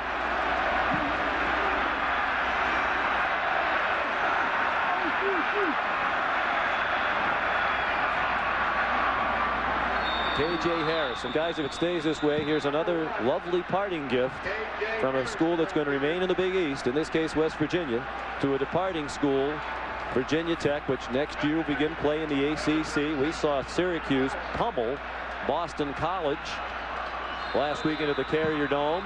Syracuse staying in the Big East, Boston College departing. A lot of talk about that. I don't know that it means very much to the players. The players we talked to yesterday basically said, hey, we know we can beat this team. We're motivated to deal with them. I don't think they worry so much about Virginia Tech leaving the Big East. So they just feel like they're better than they are. I think the presidents and the athletic directors and perhaps the coaches have some animosity. There's no doubt about that. Right. And I think my advice, guys, to all of those people involved in this process would be to just be quiet. You know, there really haven't been many people who've covered themselves in glory in this process. So, for example, the folks at Syracuse, the chancellor, Buzz Shaw, and the athletic director, Jake Crowden, were saying they were personally offended by what Boston College did. I mean, they themselves were hosting the folks from the ACC and talking about joining that conference. What are they offended about? It's big business. It's nothing personal with anybody. Yeah, it's all about money. That's why I think they should all be quiet. Let it all play out however it's going to play itself out. And don't be casting aspersions at other people when you're just as guilty of what you're accusing other folks of. A lot of hypocrisy throughout this entire process. Wilson carries for a first down, an 11-yard run on 3rd down and 8. He goes to the 40-yard line of West Virginia. Or Virginia Tech, pardon me. Jeff Burke, who's had a great night at guard, a little bit hobbled back near the line of scrimmage. And he's being helped off the field. He's had a terrific night, the junior from Huber Heights, Ohio. And I believe if I were handing out a game ball right now, it wouldn't be to Wilson. I know he's done a nice job. It'd be to the offensive line. You know, Wilson would get one of mine. I'd give it to an offensive lineman as well, but Wilson would have to get a game ball. If you only got one ball. He gets it then. But that offensive line, who has been talked about, questioned, they haven't performed. I hear you. They came out and they gave him the hole. I hear you, and you can say the same about Marshall, who threw the ball well tonight. But for me, Wilson established the tone, the way he ran hard. He was so physical, and he was not intimidated by the Virginia Tech defense. We talk about the players may not care. Those are the fans you hear chanting ACC, ACC at the Atlantic Coast Conference bound Hokies. This rivalry will continue on. They're scheduled to play at least a couple of more seasons. They play for the Black Diamond Trophy, which is a reference to this region's history with the coal industry. And that Black Diamond Trophy is going to be here in Morgantown for the next year, barring the miraculous turn of events now. K.J. Harris, the ball carrier. You know, Sean, we're about 3 minutes and 30 seconds away from what I think will be another example of a goalpost game. Goalpost coming down.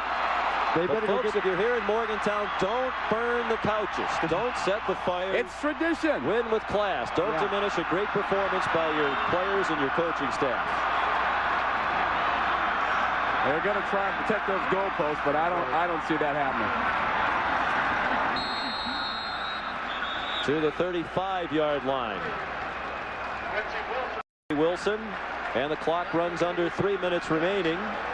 Now, guys, the question I would have as we take a look at the BCS standings brought to us by Allstate, would Virginia Tech be officially dead, do you think, tonight? I mean, they were third. They do have games at Miami, Pittsburgh. I think they're dead because they're not going to have enough standings in the rankings to get them back up there. Virginia Tech losing tonight, they can kiss it goodbye. Well, they get killed by that, but their strength of schedule is also so poor, they're going to fall behind all these one-loss teams in the BCS. In my opinion, I don't think they have a shot at getting back in it. Marshall lost the snap. Well, there are an awful lot of one-loss teams that are doing a little dance tonight. But there's a lot of football to be played. All those teams are just worried, guys, about winning out. It is. And there's hope now. And that's really what the coaches will say. You've got a chance, fellas. Everybody has one loss. Just keep your game going. But how about West Virginia? Last year they got beat pretty good by Miami, but they won 4 in a row. They almost beat them this year, and look what they're doing. They won 6 of their last 7 to the Mountaineers last year to go to the Continental Tire Bowl, where they lost to Al Grove's Virginia Cavaliers. And they're hoping to go on a similar run this year. Their schedule was looking a little daunting. They have Central Florida, but then BC, Pitt, Syracuse, still to play. Wilson for another first down on 4th down and 6. He got 14.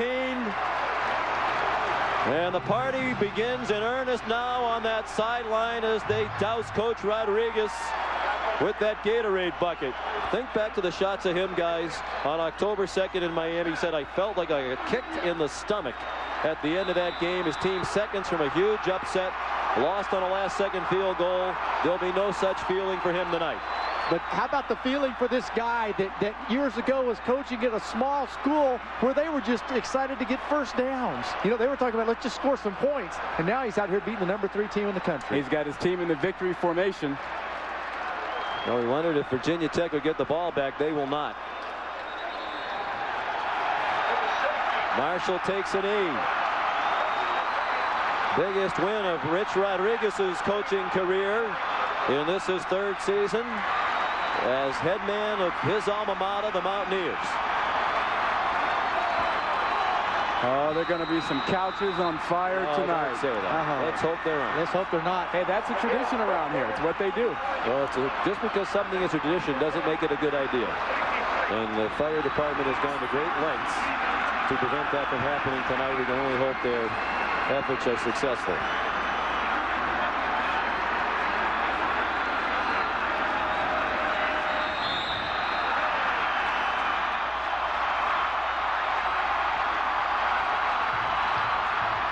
They will not have to snap it again. Frank Beamer and the Hokies knocked from the ranks of the undefeated. And the students storm the field here in Morgantown.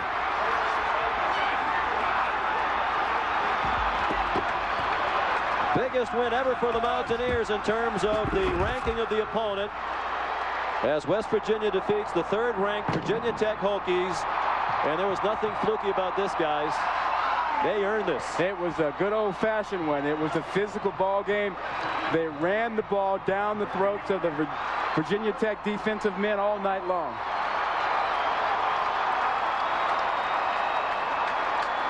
The win gets West Virginia to 3-4. Certainly does a lot to strengthen their hopes for a bowl game. And Virginia Tech drops to 6-1. West Virginia had 426 yards of offense, 264 on the ground. Led by Wilson, who had 178 yards rushing, and Harris had 77. There's contemplation going on about those goalposts, but I think the wisdom of the students is, yeah, I better stay away from these guys. So far. Yeah. We'll have more of the post-game scene and coverage on tonight's game within Sports Center, which comes your way next. Once again, the final score here in Morgantown, West Virginia, the Mountaineers 28 and the Virginia Tech Hokies 7. Now for Rod Gilmore, Craig James, Sam Ryan, and our entire ESPN crew, Sean McDonough saying good night from jubilant Morgantown, West Virginia. Sports Center is next.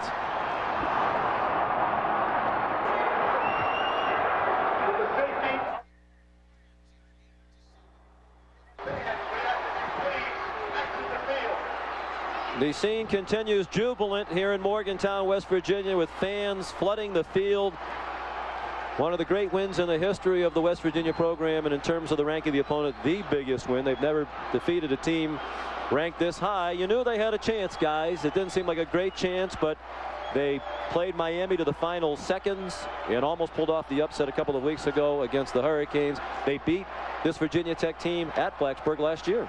Well, they beat them, and they beat them bad, didn't they? It was all physical. And it was really one of those games where we were on the field before the game. We felt like this was going to be a game where Virginia Tech would pound West Virginia's little soft 3-3-5 defense. Well, everybody forgot to tell West Virginia they were going to get pounded because Virginia Tech could not stand up to West Virginia. They couldn't stand up to Quincy Wilson, who was outstanding. He really ran the ball down their throats tonight. He had 178 yards rushing.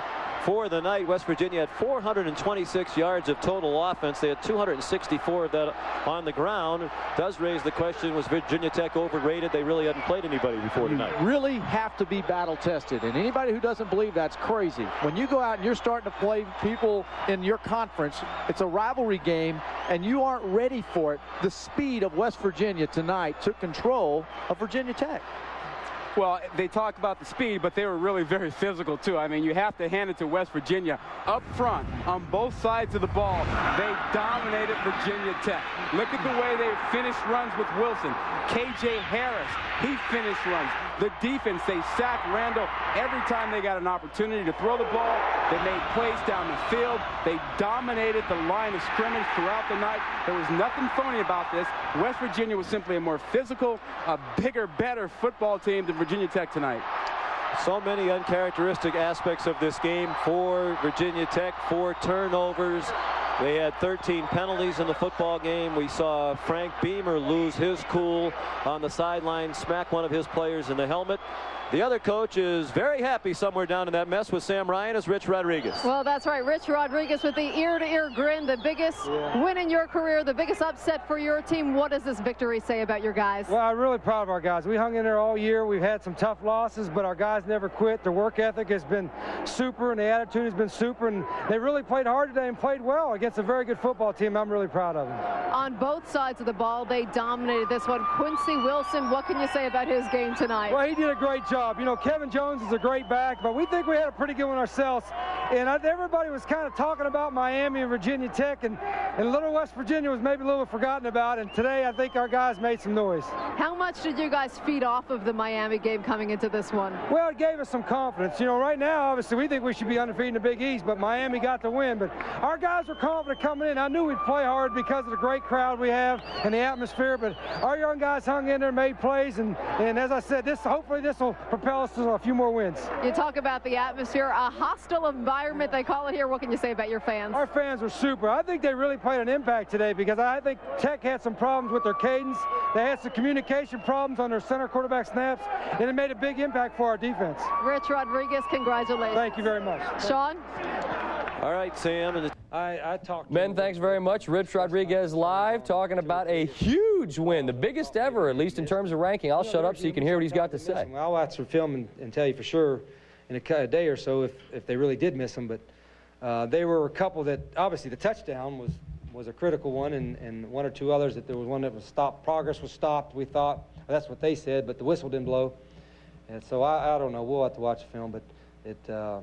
Other than after the first half, I thought there wasn't as much question.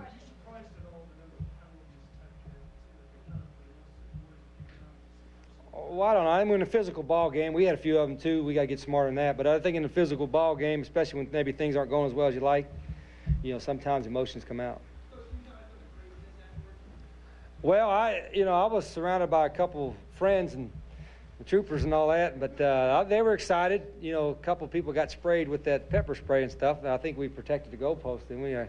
But I didn't think it was that bad. The fans, they're excited. It was a big win, and hopefully they'll all go to bed early tonight and go to class tomorrow.